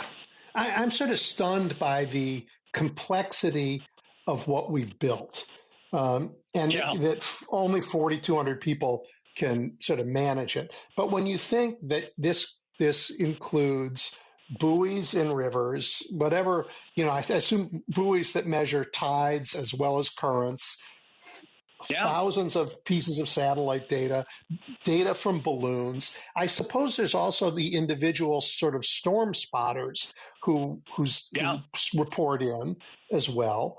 And then you tell me that they tied all of this to a detailed sort of local knowledge of where are the schools, where are the churches, where, so that they can help use this data in ways that actually benefit people locally. That's not something anybody else can do. That's a government function. Well, I think a lot of people figure, if we break up the Weather Service, we'll have the Weather Channel do it, or some other private entity, Fox Weather, or something like that. Where do they think that information's coming from? You break up the weather. When they come on with tornado warnings from Atlanta, Georgia, from the Weather Channel, they're reading stuff that's coming out of our local office. And if our local office is disbanded or something like that, then that data is no longer going to the distant location that's feeding us these reports. And it certainly hurts our local meteorologists. My Tom, entire career, I picked.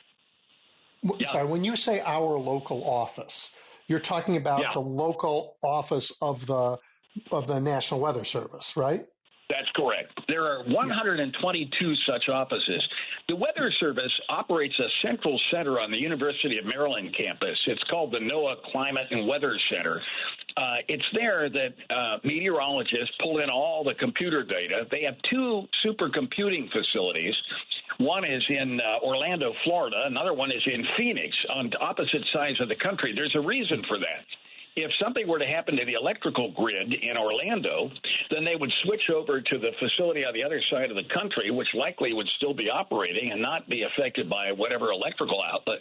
You know, the redundancy there is needed for security purposes. You can't have the weather system going down when you've got planes. We have 5,000 planes in the air every day, 5,000 flights. And these pilots need to know what's going on. I was telling you, the United Airlines pilot, when I was flying back from Hawaii recently, and he came back to my seat and he said, "Oh, I saw you on the roster and I wanted to say hi." And I said, "Well, Captain, how nice to meet you." And I said, "You know, I'm doing some special projects with WGN. And I've always wanted to share with my listeners, my viewers, how did you pilots brief yourself on where we're going to run into turbulence or thunderstorms?" And, he says, "Let me show you something." He runs down the aisle to the cockpit, comes back with his laptop computer in his hand, and here's the whole route. He came up to me in Honolulu. We were flying back. My flight was going back to Chicago, so he had the whole route there on his laptop with all of the upper winds indicating where the turbulence was going to be. There's a center out in Aurora, the FAA center, within which there's a National Weather Service unit that works with the air traffic controllers so that they can route the air traffic around dangerous weather situations. This goes on all the time. It's completely transparent to folks flying. You have no idea this is going on, but these pilots set altimeters in their cockpits that are based on current barometric pressures taken at the airports. That's why by the way, we have airport-based weather observations. You know, people say, well, nobody lives at the airport. Yeah, but the pilots do, and they have a unique need for this information constantly. There are Doppler radars that have been put in to prevent these wind shear-related plane crashes at these airports.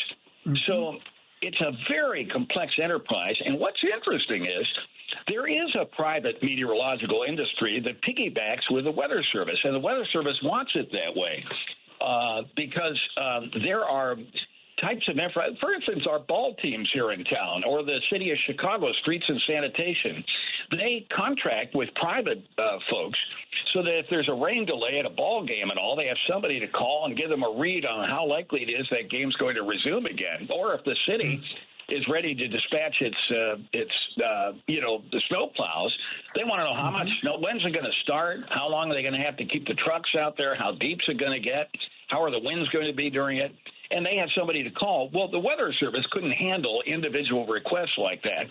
So private firms have grown up that offer that sort of very selective, very targeted weather information, and there are billions all based of dollars on the data that the other guys collect, right? Exactly. Right. Yeah. The backbone is the Weather Service data. Yeah. Wow. I've gotten even more scared during this conversation, Tom, because now the cuts to the FAA and the cuts to the National Weather Service combine to make it even more frightening to get on a plane. Do you know, among the people they laid off in the Weather Service are people related to Hurricane Hunter? We're approaching hurricane season on the coast.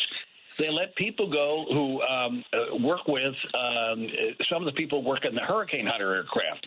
They've let technicians go who know how to fix these Doppler radars. I mean, what this equipment we work with in our daily lives is all about. We need somebody who knows how to fix this stuff when it goes wrong on us. When our automobiles go down, we go to a car mechanic who has an expertise none of us have to fix our car. So the same is true in the Weather Service. They've let technicians go. They've let frontline meteorologists. I was talking to a friend of mine who works at their modeling center. This is where they develop the computer models that forecast the weather, which have revolutionized weather forecasting. They let 10 of them go. They just, sometimes these people are let go with 15 minutes advance notice, and their supervisors don't even know that they're being let go. Nobody has described, the process is so non-transparent. that nobody has told anybody what criteria they're using for deciding who they're letting go or why. These people are sent a cold form in an email before they shut off their email access and told that your services are no longer needed because you haven't performed up to standards, when in fact that's incredibly cruel and unfair. Yeah, one of my best friends is Louis Uccellini, who's recently retired head of the Weather Service. Louis was working on his doctorate while I was up at the University of Wisconsin, and he looks at what's going on. He said it's cruel. What we're letting go, we're letting a lot of young people that will be the forecasters of tomorrow and are just starting on their careers. They're among the first to go. So who's going to replace these folks when they retire? God only knows, because and there are young people in schools studying meteorology. That's not an easy degree to get. And they're wondering what their job prospects are going to be. And it's not because the Weather Service hasn't done its job properly. It's because somebody's decided the government is uniformly across the board bloated, and therefore they're going to take a meat axe to the and another thing, too, and you and I both know this, a lot of this is to muzzle climate science. This Project 2025 was written, they had intentions all along with the blessing of the fossil fuel industry to get rid of, any scientific agency funded by the government that's measuring what's going on with our climate. Mm-hmm. So, and this is exactly, they want to take NOAA apart because they figure, if they aren't taking readings, then none of us will know whether, what's going on with the climate. They want to shut this information down. And what's going to be lost in the process is day-to-day weather forecasting and warning. So it's important, I think, and I appreciate the chance to talk to you about this, Edwin, because I think it's important the public know what's going on. Well, and no one knows this like you do. I don't think anybody certainly in the administration could tell how much data or how many offices or the relationship that these people have with their local governments around the country. This is incredibly important, Tom. It is. You think Elon Musk understands where a weather forecast? He may launch rockets and all, or at least have smart people who know how to do it for him. But the last one blew up. You think he understands the workings of the National Weather Service? There are things our government does that are complex, and they take on big tasks, and they're uniquely equipped to do it because you need an organization with scale to it. And also, by the way, we depend on the weather observers for observations from all over the world. To make a forecast for Chicago, we've got to know what's going on the other side of the planet, because buckles in the jet stream over there and all affect immediately what's going on over here on this side of the planet. So most of these models we run are global in nature, and the Weather Service, working through the World Meteorological Organization of the United Nations, coordinates the exchange of weather information among countries. So that's another function that's performed by the Weather Service. Well, so we've talked about the impact it's going to have on lots of lives. I guess it's also going to have an impact on our food supply because it's really important for agriculture. Yeah, absolutely. And in fact, there's a growing sensitivity to drought and extremes of rainfall, both of which are occurring with increasing frequency as our planet warms. A warmer atmosphere can hold more water, and therefore where it decides to rain, you get more rain. Our hurricanes are wetter, they're slower moving, they're increasing in intensity faster because the oceans have warmed as the air above it warms. And so there's a lot of stuff going on, and if you just look at the sheer number of billion-dollar disasters, can you imagine what the price tag is going to be in Los Angeles to rebuild what was, burned in a matter of hours, several weeks ago? It just boggles the mind. Look at our flood here in July of 1996. A year after we lost all those people in a heat wave, we had a record-breaking Illinois flood that dropped 17 inches of rain in hour after hour of thunderstorms. The price tag on that at the time was $750 million. Who knows what it would be now? And somebody's got to pay for this stuff. And the data set that is collected by the Weather Service, that's another of their functions, to collect these data. when you start figuring out how you're going to adjust to where you're building buildings and cities and municipalities and where you're rebuilding storm-damaged buildings, you want to know something about the history of the weather in that area so that you can intelligently go about where you're going to rebuild. This all comes from, data collected by the National Centers for Environmental Information, NCEI is its acronym. It's based in Asheville, North Carolina. It archives all of the country's weather data, and it's available to anybody. Any of us as U.S. citizens can get it. We pay, as an individual taxpayer, about the cost of about a Big Mac for the weather information we get over the course of a year, about $4. That's what the Weather Service costs us. And that's pretty much a bargain. When you turn on the radio and you hear it's 35 at O'Hare, that reading has come from a government sensor. And by the way, they've automated a lot of that to save costs so that they won't become bloated. There are machines now that do that, and that replaced some human observers. So it's not like the Weather Service hasn't tried to remain efficient through it all. I can't think of anything just sitting here, I'm thinking about all the things this touches. And I just can't think of anything it doesn't. I mean, imagine trying to build a high-rise in a big city and not knowing anything about wind. How about a nuclear power plant, which, there's talk about starting to, or any power plant?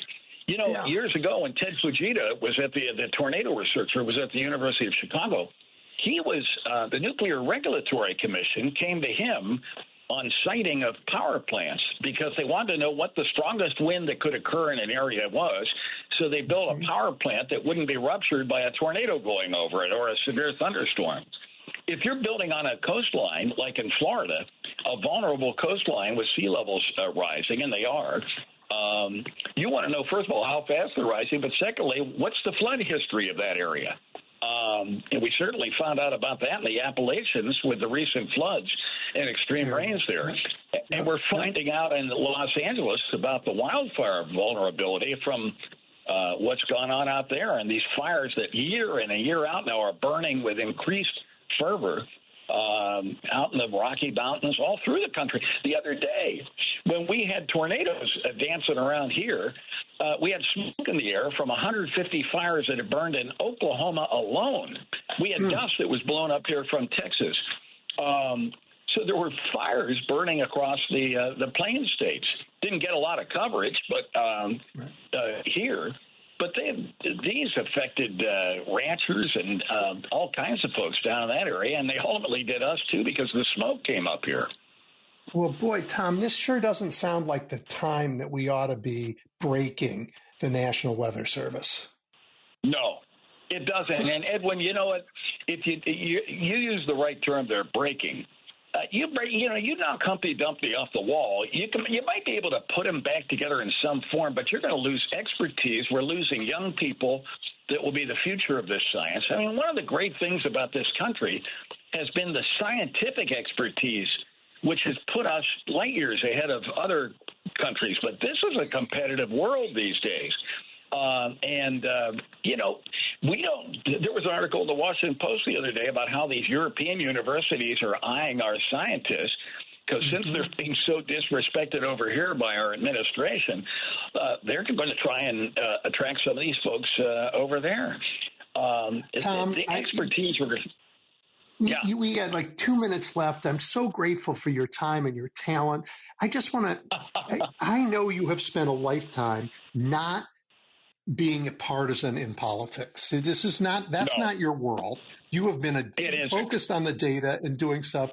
But this moment has brought you into a fight for all of our future. And I'm grateful that you're doing it. And I can't wait to see this thing that you're producing that talks about this TV. It's going to air on Tuesday night. 9 o'clock news on WGN, Edwin.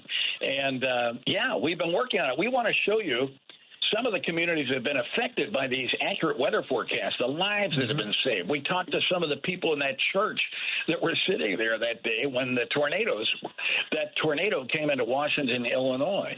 And look what, we've had our own tornadoes. Oak Lawn, Belvedere, Plainfield, our northwest suburbs at 11 o'clock at night. Boy, when you got the lightning flashing at 11 o'clock at night, you want somebody on duty, monitoring radar, which is the one way you can see these storms clearly at night, telling you where they're going and who's at risk. And that's what our weather service does. Tom, thank you, as always. It's a really honor to talk to you, and my listeners learn so much. I'm grateful. Edwin, it's always fun to talk to you. And you say hi to your wife, my former news director, Jennifer Schulze, and it's always fun talking to you, Edwin. You take care. Take care, Tom. All right, everybody, that was the incomparable Tom Skilling. We're going to take a break for the news, and then Jill Weinbanks is going to join me to talk about the rule of law. You're looking at the big picture with Edwin Eisendrath on WCPT 820. Okay, everybody, welcome back. It's a little after 3 o'clock here, so get ready because I'll be taking your calls in the last half of the hour. But right now, Jill Weinbanks is back with me. She is, of course, first among women to prosecute a crooked president, an explainer of the law on MSNBC and elsewhere, and a proud former partner at a law firm that this week did not cave to the lawless king in the White House. Jill, welcome back. Thank you, Edwin. It's a pleasure to be with you. Well, I guess I want to talk to you about the attacks on big law, the capitulation of Paul Weiss, and the resistance of Jenner. How are we supposed to think about this? Well, we have to think about what the purpose of this is, and that is the destruction of the rule of law. Donald Trump is aiming to get rid of the courts by defunding them. He's aiming to get rid of law firms that stand up to him, that represent any criminals that he doesn't like, that represent the people who prosecute him. If we don't have the law firms and we don't have the courts, we don't have anything to protect us from the lawlessness of the Trump regime. And it is really terrifying. If I can say about Jenner, it is in their DNA to stand up for the right side of things.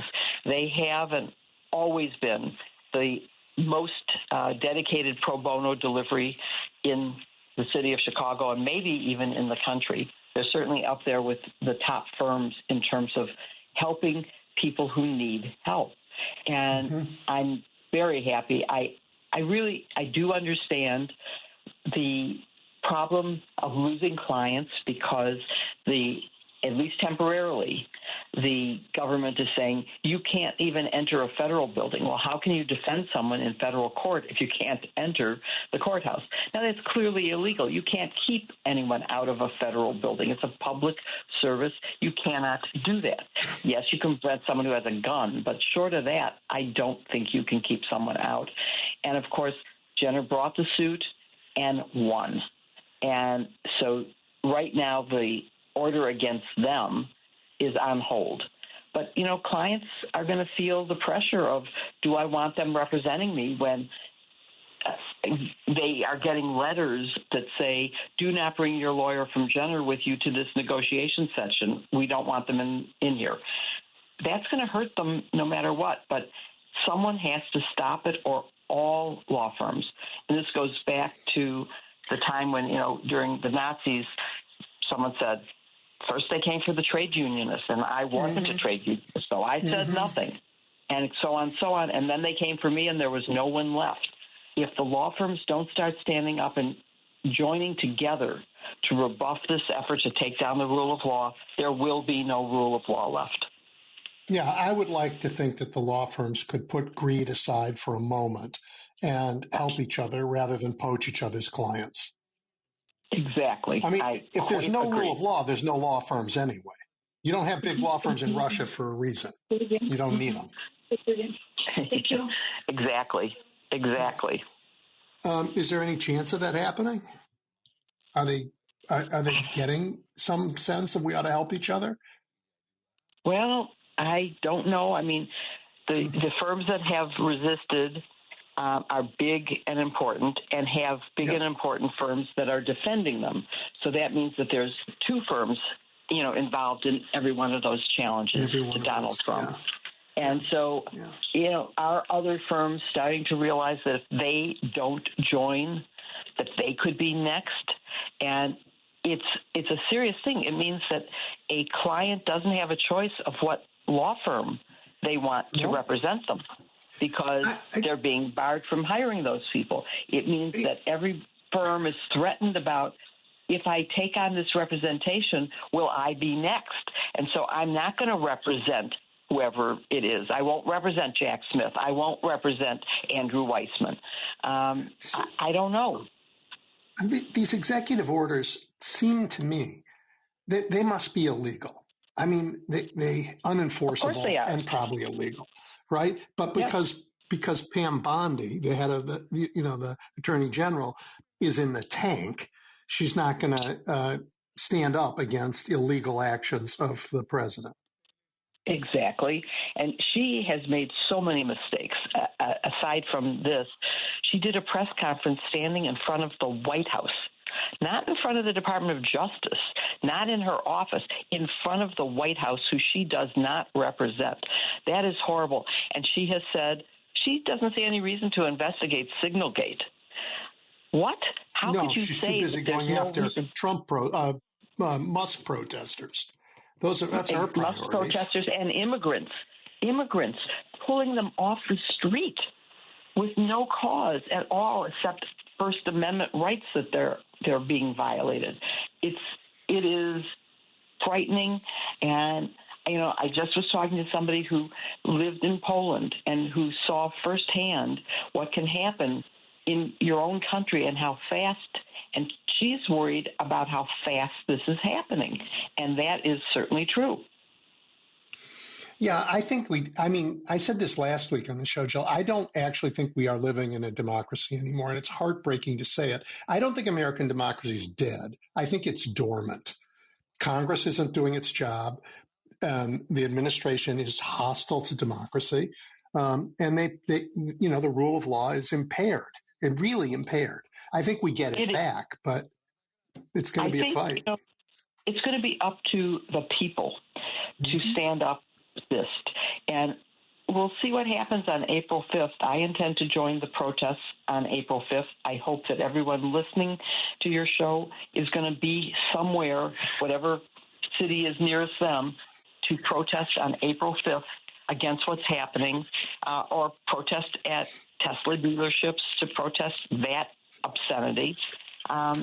It's very frightening when you read people like Timothy Snyder about how easy this could happen to us. And basically, during Watergate, people protests worked.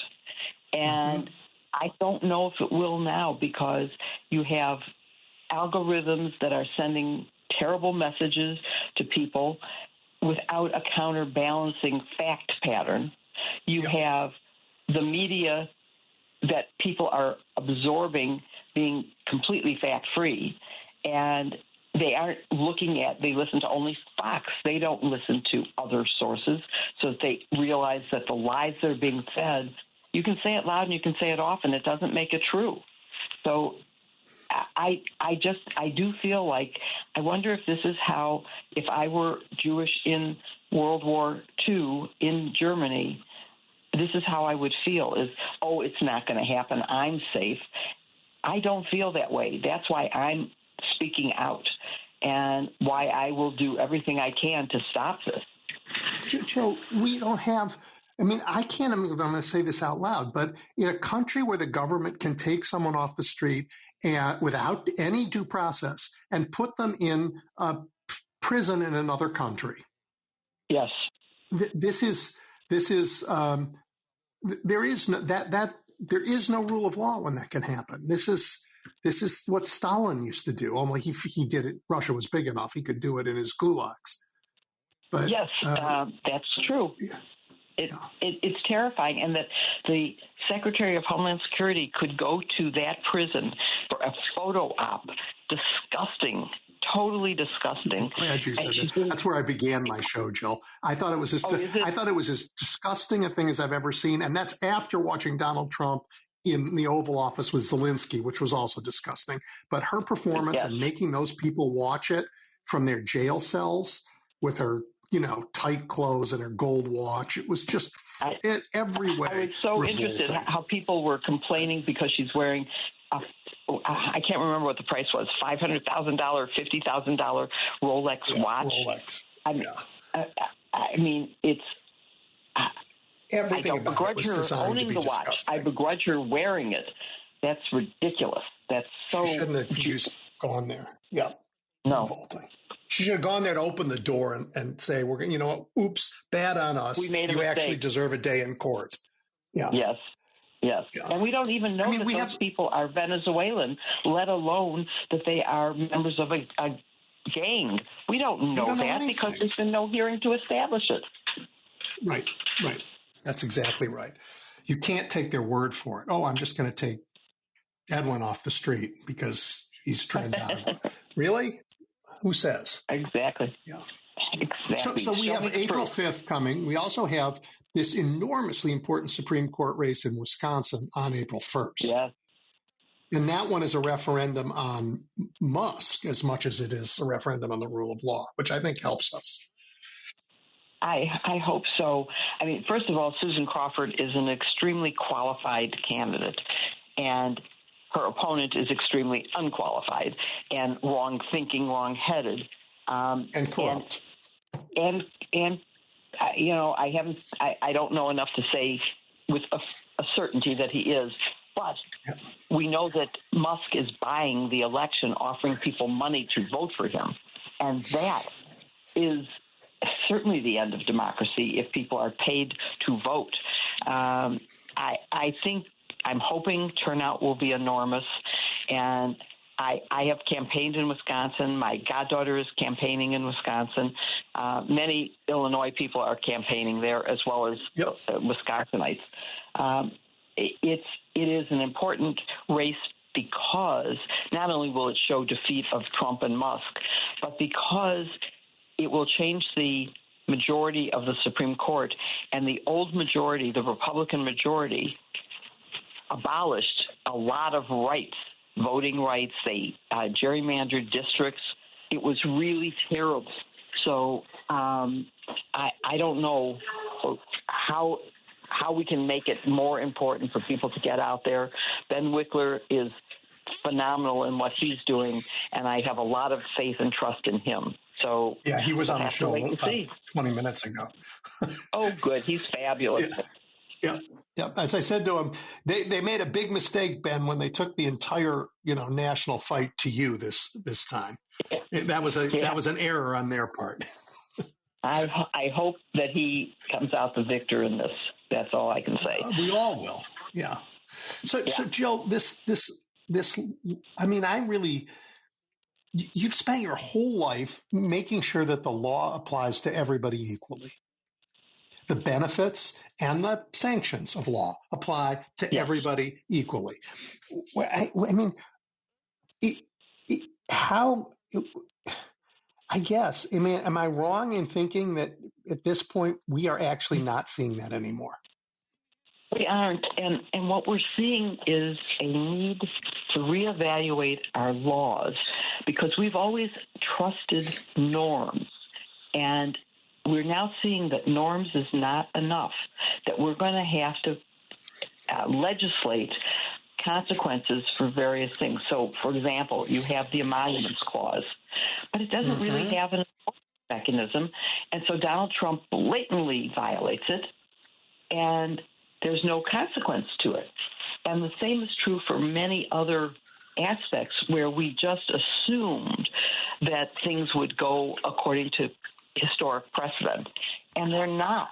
And this abrupt change, I'm even confused. I wrote myself an email this morning that I have to research what is the difference between court decisions that say you can or can't take down a particular unit of government.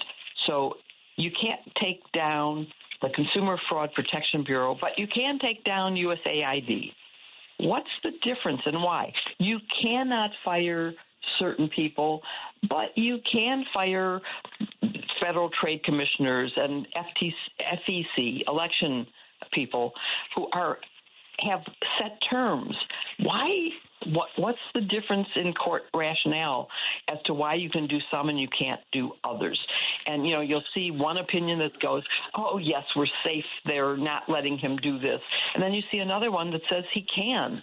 And not all of them have differences that are meaningful.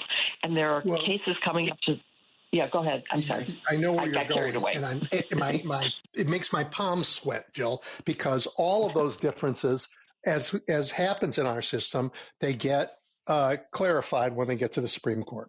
So that's where all of this is heading. Exactly. And the Supreme Court, the ghost gun decision was a surprise. It was 7-2 saying, yes, you can regulate ghost guns.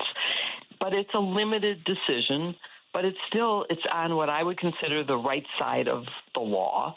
And so is that a prediction that they will come out on the right side on this? I can't believe they're going to say that the executive orders that that Donald Trump imposed on these law firms are legitimate. And hopefully it'll free Paul Weiss, which caved and said they would do certain pro bono work representing causes he wants them to do. That's not what pro bono $100 million. Yes. Yeah. Bad on them. I mean, I don't know what the Supreme Court will do, in part because John Roberts has shown that he's hostile to democracy and loves the idea of a overpowerful chief executive. I mean, so I don't know. It's certainly a testing moment. And I don't think he wants to fight with the White House. I think he's afraid of that fight. I think when he sees Mike Johnson say, let's not fund the courts because they're deciding against us, that ought to be a warning to him that if they don't stand up to Trump and Johnson, that they too will be abolished. And, I don't know, wouldn't you rather, if you're going to be abolished, wouldn't you rather stand up for the right thing, which is the basic premise of our whole government is a balance of power between three co-equal branches?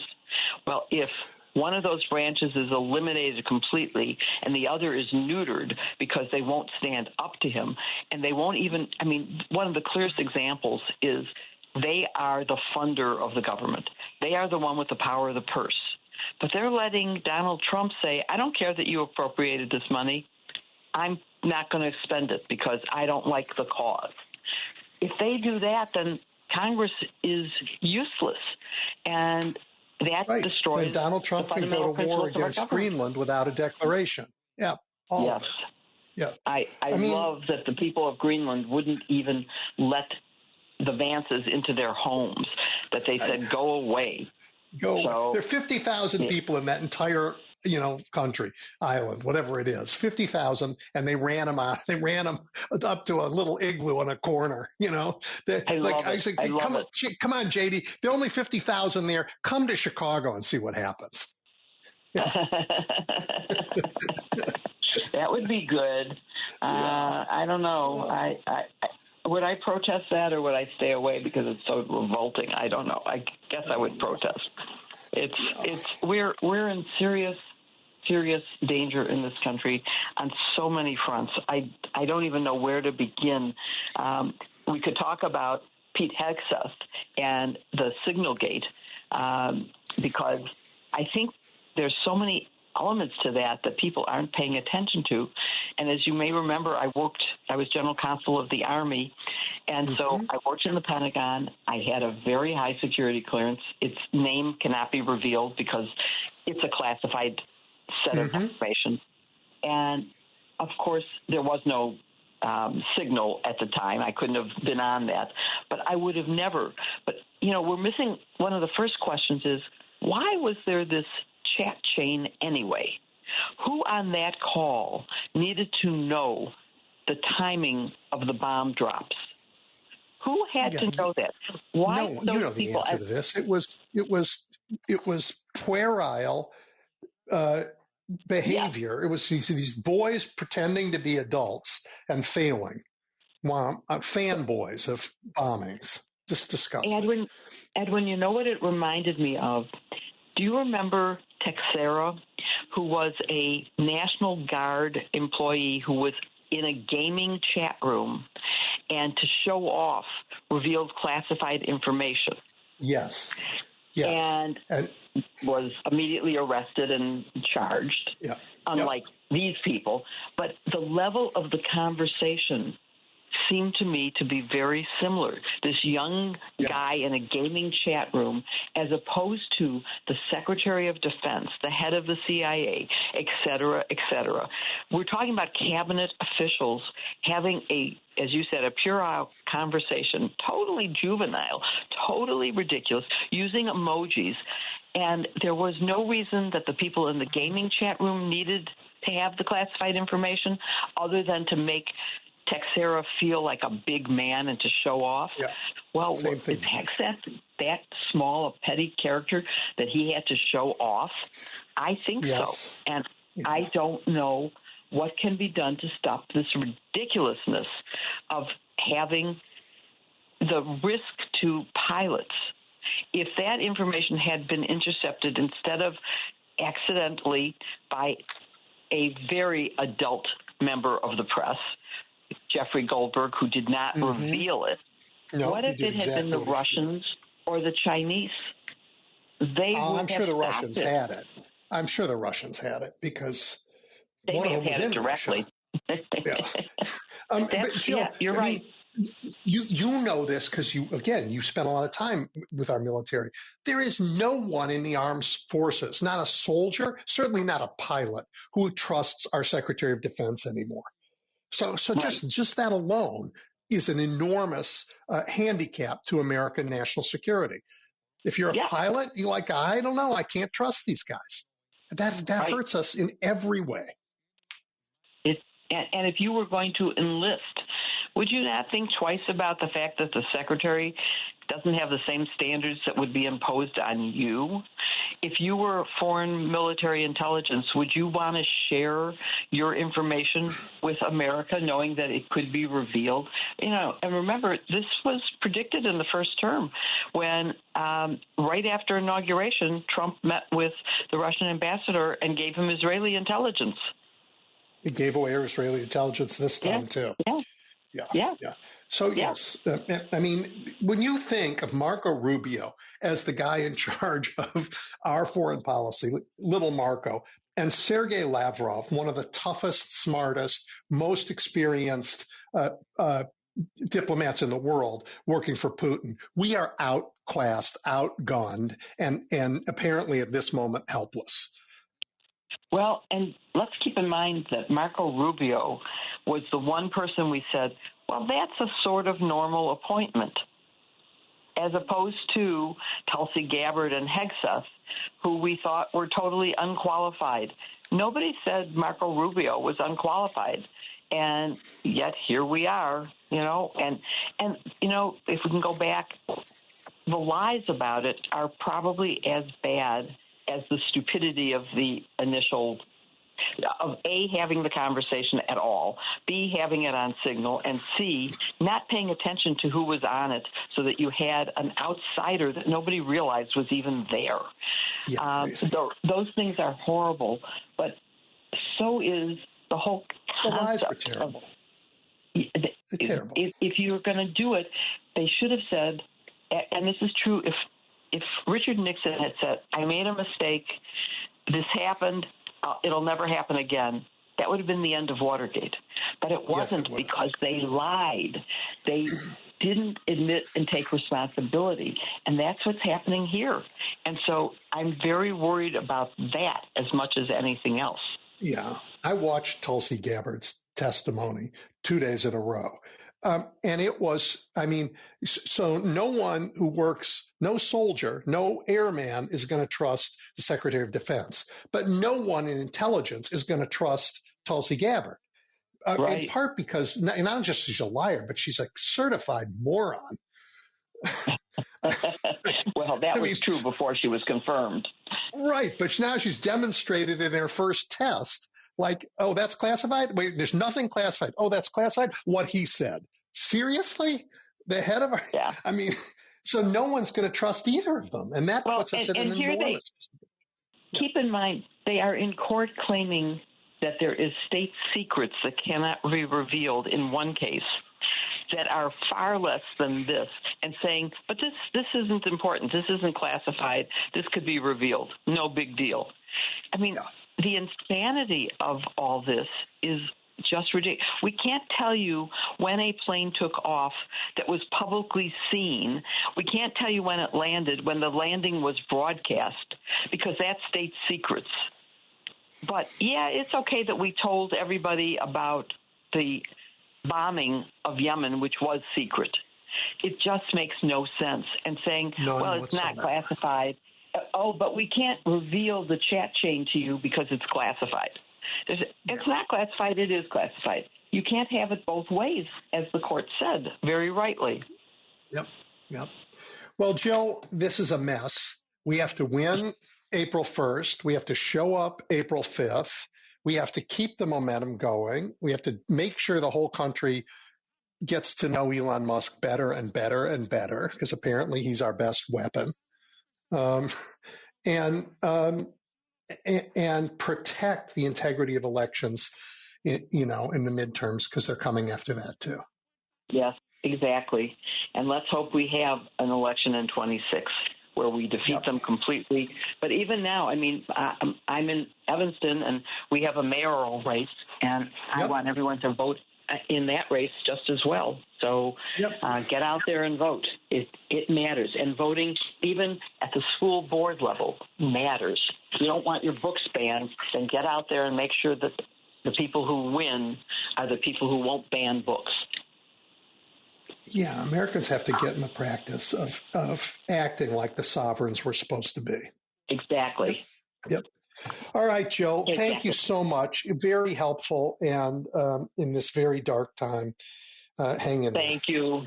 I look forward to a better time ahead. I think we can do it. I think we can convince Congress that they must act. So let's get out there and do what we can. Thanks, Thank Jill. you for doing what you do. I appreciate you, Edwin. Talk to you soon. Bye. Thanks. Bye-bye. All right, everybody. That was Jill Wine-Banks, and we're going to take a quick break. When we come back, I want to hear from you. Edwin Eisendrath is taking your calls now at 773-763-9278. The Big Picture is on now. WCPT 820. Okay, I want to get right to it, but just a heads up, there are a lot of people who've lined up to call, so keep it cogent. Paul, let's start with you. Well, Edwin, so next Saturday is that's the 5th, right? The big protest day. Right. And actually they're holding them here in Kirkland, Washington, every Saturday. I didn't go today, but it's kind of preaching to the choir here, although not entirely. But what do you think is going to happen? Is there going to be violence? I predict that there are going to be, the very minimum, some fights, because there will be MAGAs who come out to. They will be provocateurs and make it. They want to make it seem like it's violent. They will do that. That's a good point, Paul. Yeah. It's just a heads up to everybody. I will. My show won't be live that Saturday because I'll be out protesting. I'll come back in time to take your calls, but like we did during the run up to the last election when I was out canvassing door to door, I'll tape the show and most of it the day before. Paul, I think that the right wing would like to see protests turn violent. They want an excuse to invoke the Insurrection Act, and all of this stuff. But I think it's incumbent on all of us to have the discipline to protest peacefully, and I think we will. There'll be provocative actions, sure, but I think Americans know how to protest peacefully. But just like in the Black Lives Matter protests, which were all peaceful, you had people going around who were masked and breaking windows, and They'll do that again. I don't know that they will. I have no doubt that they will. I don't know that there'll be person to person. I don't know that there'll be person to person confrontations, although that's possible too. Now the Insurrection Act. Now this is the thing. For the president to activate troops or the National Guard in the state, they have to have the permission of the governor of the state. Isn't that right? I don't want to test any of that. What they have to have and what they do are not the same thing. We don't really have the rule of law holding at the moment. It's holding by such a thread that I really don't want to test that. You want to see what Pete Hegseth does? I don't. Because Pete Hegseth is, just let me say one thing about him. Anybody who says, I'll stop drinking if I get the job, is acknowledging that they have an alcohol problem. And do you think he stops if he gets the job? Why would he stop that? Here's what I think. Acting. Yeah. I mean, his behavior, I don't care if he's drunk or not. His behavior is appalling and unacceptable and dangerous. Nobody trusts him. He can't do the job. Every day he's there, America is less safe. Well, yeah, and he's acting just like an alcoholic wife beater. He's responding with angry attacks and even denial at the suggestion that it even took place, and then attacking the journalist who was the good guy who said, look, hey, wait, I'm not supposed to be in on this.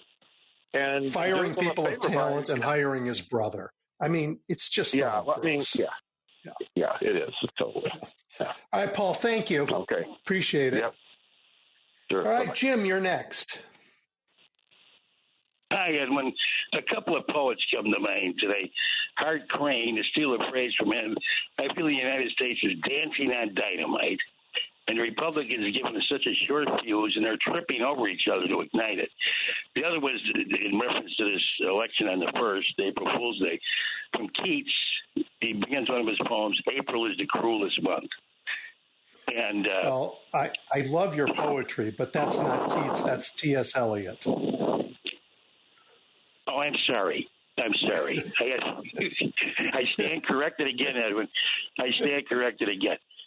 It was Eliot. Yeah, he was a fabulous poet. I got him. Anyway, I stand corrected. But it will be the cruelest month if we don't win this election. Yeah, I agree. Because they left us absolutely in a corner, and they know it. They know we're cornered. But I mean, I don't feel that way. I don't feel that way personally. We told everybody the last election would have consequences, and we told everybody what they would be. And you know what? For whatever reason, most of America didn't believe us. But now they're seeing it with their own eyes. They're seeing it with their own eyes, and no amount of spin on Fox can undo the damage they're doing. So we're going to have to fight and get it back. We're going to have to rebuild because we can't just fix. We're going to have to rebuild the stuff they've broken. And you know what? There's going to be people are going to pay for it for sure. Jim, thank you. You're welcome. You're welcome. Yeah, Dave, you're next. Hey, Edwin. Two quick things. I was just seeing on CNN where a plane crashed into a Minnesota neighborhood.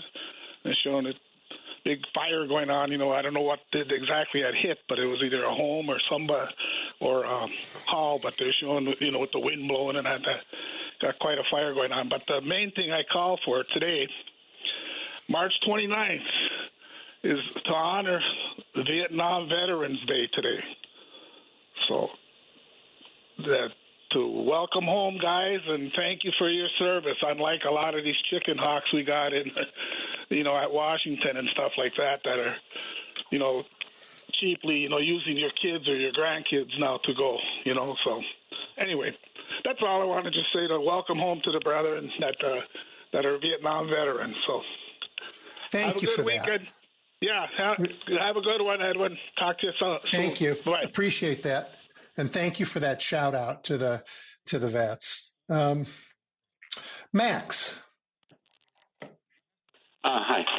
Yeah, so, like you're talking about the Tesla car, and I want to go look at an electric car. I think maybe 2 years ago, I was actually going to get an Audi 4. But when you look inside the cars, then you see actually what's inside the engine, and you look at the parts. Because I have a 38-foot sailboat, and I'm actually I haven't put it all in yet because I still haven't figured it out. Electric engine, a 48-volt electric engine inside of it with batteries, lithium battery down. And, I'm looking at the cost of all that stuff and things like that. And I'm thinking, okay, so I'm in Europe, okay, and there's a lot of electric cars. BMW even has an electric motorcycle, really nice, super. And I'm thinking this stuff cannot cost this much. So then, you notice that a lot of these cars come from China over there, and it's a company called BYD. And their cars, when you look at them and you compare them to the Tesla, the value of them, this is just, what they sell for is actually 33% less than what you will get from a Tesla. But the only reason that those cars aren't over here is because our government puts 100% tariffs on them now. Okay, yeah. But the thing is, I'm pretty sure the number is over 55% of them, and this is probably at least 10 years ago. I think it was in 2015 when I read that study that over 52% of Americans cannot afford a car over $17,000. So they all have to buy a used car, and then they have to pay a high interest payment on it. And these Americans could actually buy a electric car. Okay, good, qualified, you get 38 miles. When you look at the cost of electricity, the gas, you get 38 miles on a minimum. They could save a lot of money, but these companies over here in the good old U.S. of A., especially Tesla, they want to screw the American people. And that is what the big problem is. One of the big problems is in our society today that we're letting these people like this guy, rip off the American people because he's giving money to politicians that let him do that, and it doesn't advance the American people in their ideas. I know we have a lot of ideas that we can't succeed as a people, but our government and their 3% of the people that hang around with them, they want all the money and all the power for themselves. Okay, so that's just one thing. And you were talking earlier about that they were bombing over there in Yemen. Okay, I could tell you right now, they killed 4 children. They didn't kill anybody in any military, military authority. They killed women and they killed children. There's an American that actually went over there and he videotaped everything and he put it on. You could probably watch it on YouTube somewhere. But the other thing is that one of the guys, his name is Patrick Lancaster. You could watch him on YouTube, and he goes over there. He's married to a Ukrainian. He's a vet. He basically reports from Ukraine if people want to see what's really going on over there. And when I was over there in Europe, one of the things that I was talking to with Russian and Ukrainian is about how the United States is going to pay for all the damage that is doing over there. They're showing all the weapons down, and the weapons are made in America. The Americans are basically fighting the Russians, are using the Ukrainian data proxy, and they're killing a lot of people. Okay, so basically, if you want to know the truth, you type in Patrick Lancaster on YouTube, and you see it, and you see what's going on. He'll connect you to Yemen, and you'll see what's going on there too. So that's all right, Max. Thank you for that. All right. Appreciate it. All right, thank you. Take care. Joe, you're next. Yes, I just want to comment on how pathetic our Democratic leadership has been. You have Chuck Schumer claiming to be no one's fighting harder than he is, and yet he basically just releases press releases. There should be a leadership team on TV saying directly to the universities, don't give in to Trump. We got your back. They should be saying directly to the law firms, don't give in to him. This is wrong. The same thing for the media companies being sued. Make a statement. They need to go to court, get orders to have these immigrants released, go to the jails, demand that they're released, file charges against prison people that aren't releasing them. They're not fighting. They're not capable of it.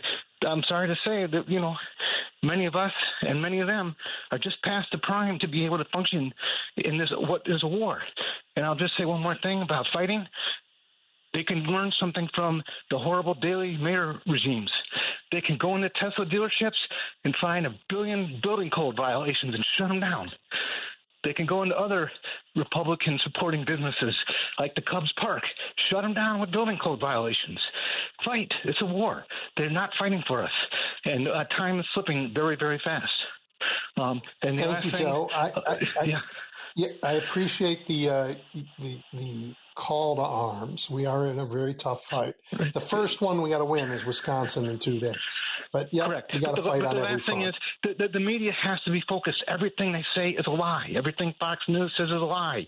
Whenever Trump people say something, show us the evidence. That has to be the first response to everything that's said. Don't, take information as if it's valid. Yeah, no, I agree. And really smart people, and my wife is one of them, who watches the journalists say stenography is not journalism. Don't report what he says. Report the facts. It's a lie. Show us the proof. All lies. There's no credibility. Yep. Okay, thank you very much. Okay. Nancy? Hello. Hello. Okay, I'm going to take a breath here, Edwin, because I feel that I sound like a broken record, but I'm sorry. I'm going to keep saying it until somebody listens, because my politicians aren't listening to me. I haven't been represented maybe once or twice in the 50 years I've been voting. I am so tired of, for the last, I'd say 20 years or so, I sit here and I listen to, well, not anymore, not since November 6th, but I would listen to WCPT all afternoon, and then in the evening I would watch MSNBC. Well, I gave up on MSNBC November 6th. I still listen to Tom because I thought I got to keep up with something, some way. No, all I hear from the talking heads and from the politicians who aren't representing any of us is excuses. All I hear is excuses. And what really irks me, and I can't stand, and what really brought me to the sentence I never thought I'd say is I'm ashamed to be an American, is that these guys couldn't beat these. You sit there and you say, oh, they're doing this, oh, they're doing that, oh, they're such fools, oh, they're idiots. Guess who's really being called an idiot by the rest of the world? That would be the people who allowed these guys to desecrate our White House, not once, but twice. And they still don't have any answers. And then what really irks me is they turn around and they blame the people, the voters. They never try to fight voter suppression. And by the way, if all the votes that were suppressed in the last election would have been counted like they should have been, Harris and Walz would have won.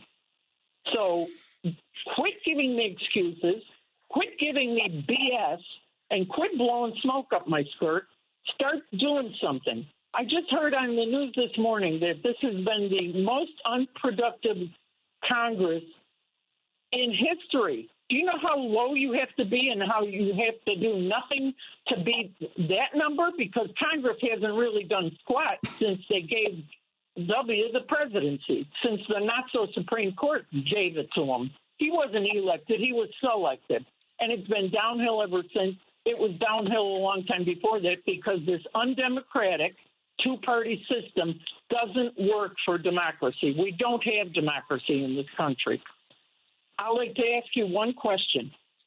In the words of the great Joe Madison, what are you going to do about it?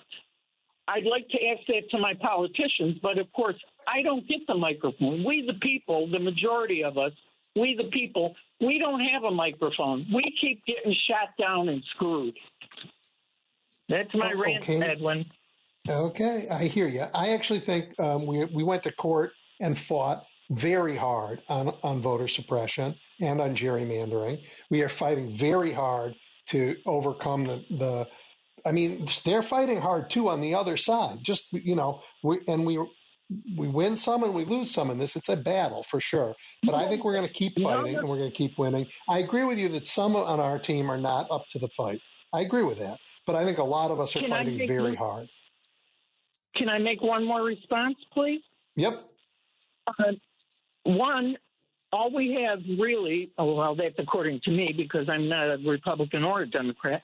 All we have really is Bernie Sanders and the Progressive Caucus. And the problem is we don't have enough of them. And we don't have enough of them because the moderate Democrats always fight against them, although finally they started listening to them. That's a great part of why Biden's administration was as successful as it was. Yeah, and I was glad you said that. And Nancy, I'm glad you said that because earlier you said, you know, Congress hasn't done anything. But that Congress, that first Congress, Joe's first 2 years, did some amazing things. Nancy Pelosi did a great job, and they passed really important. They were talking about this Congress right now. Oh, yeah, I know. The one right now, and I'm glad the one right now is useless because anything they'd want to do is cruel and evil. Anyway, Nancy, I got to go. There are a lot of people waiting, but thank you as always. I appreciate it. Kevin, you're next. Hi, how are you? Thank you. Yeah, that's for sure. Thank God they're not getting anything done. Just wanted to. I've noticed a fair bit of despair and skepticism among people, but we went to the Tesla takedown today in Westmont.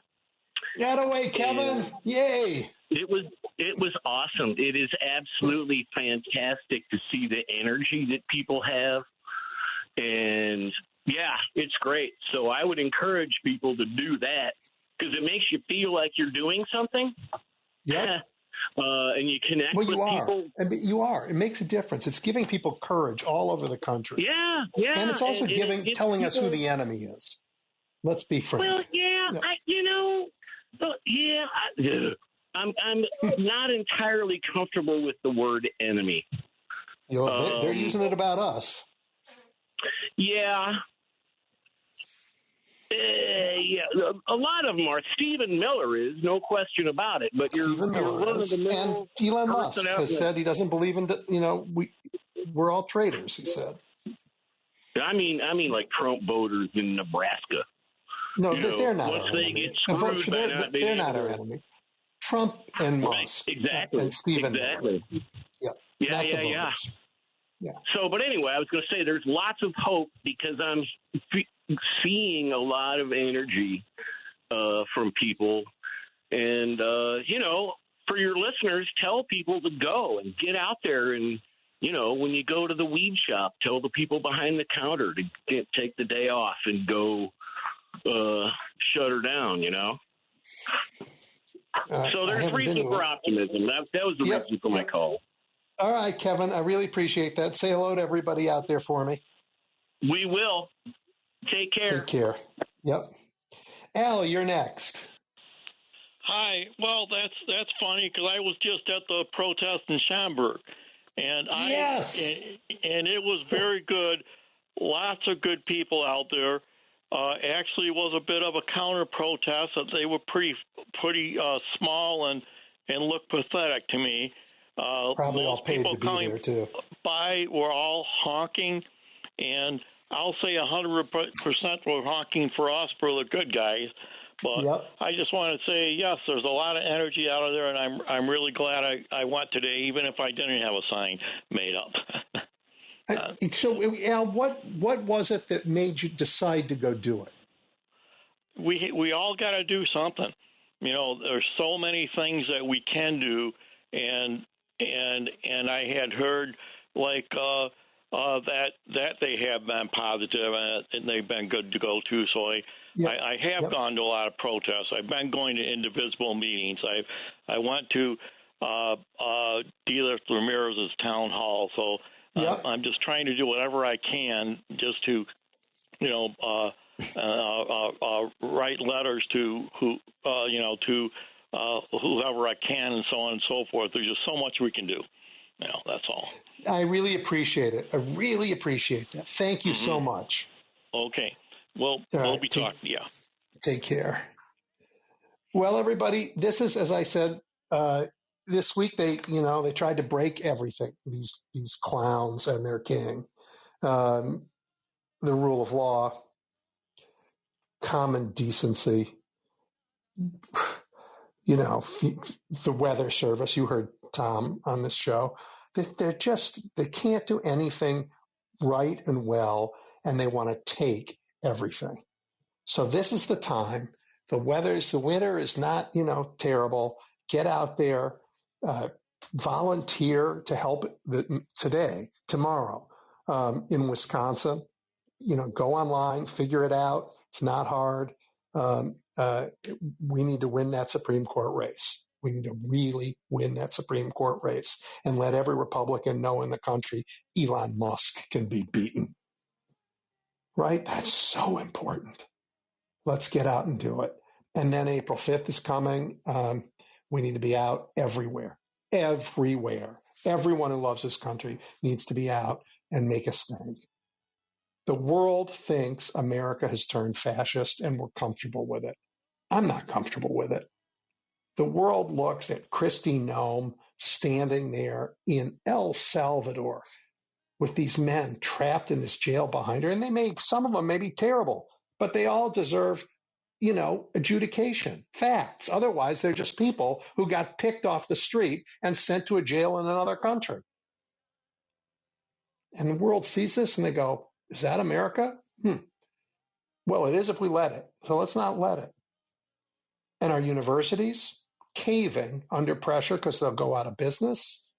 Law firms, some fighting, some not, but paying a huge price for it. Some trying to save the rule of law. Can you imagine what a completely lawless America is going to be like? Like Putin's Russia. And that, after all, was always what they wanted. So get out there. Get out there. We deserve it. You deserve it. Your kids deserve it. The whole world deserves it. All right, I'm going to bring you a show next week. It'll be taped because I'll be out protesting, but I'll be online on the show for the calls at the end. I really appreciate hearing from you. Have a great week. Keep up the fight.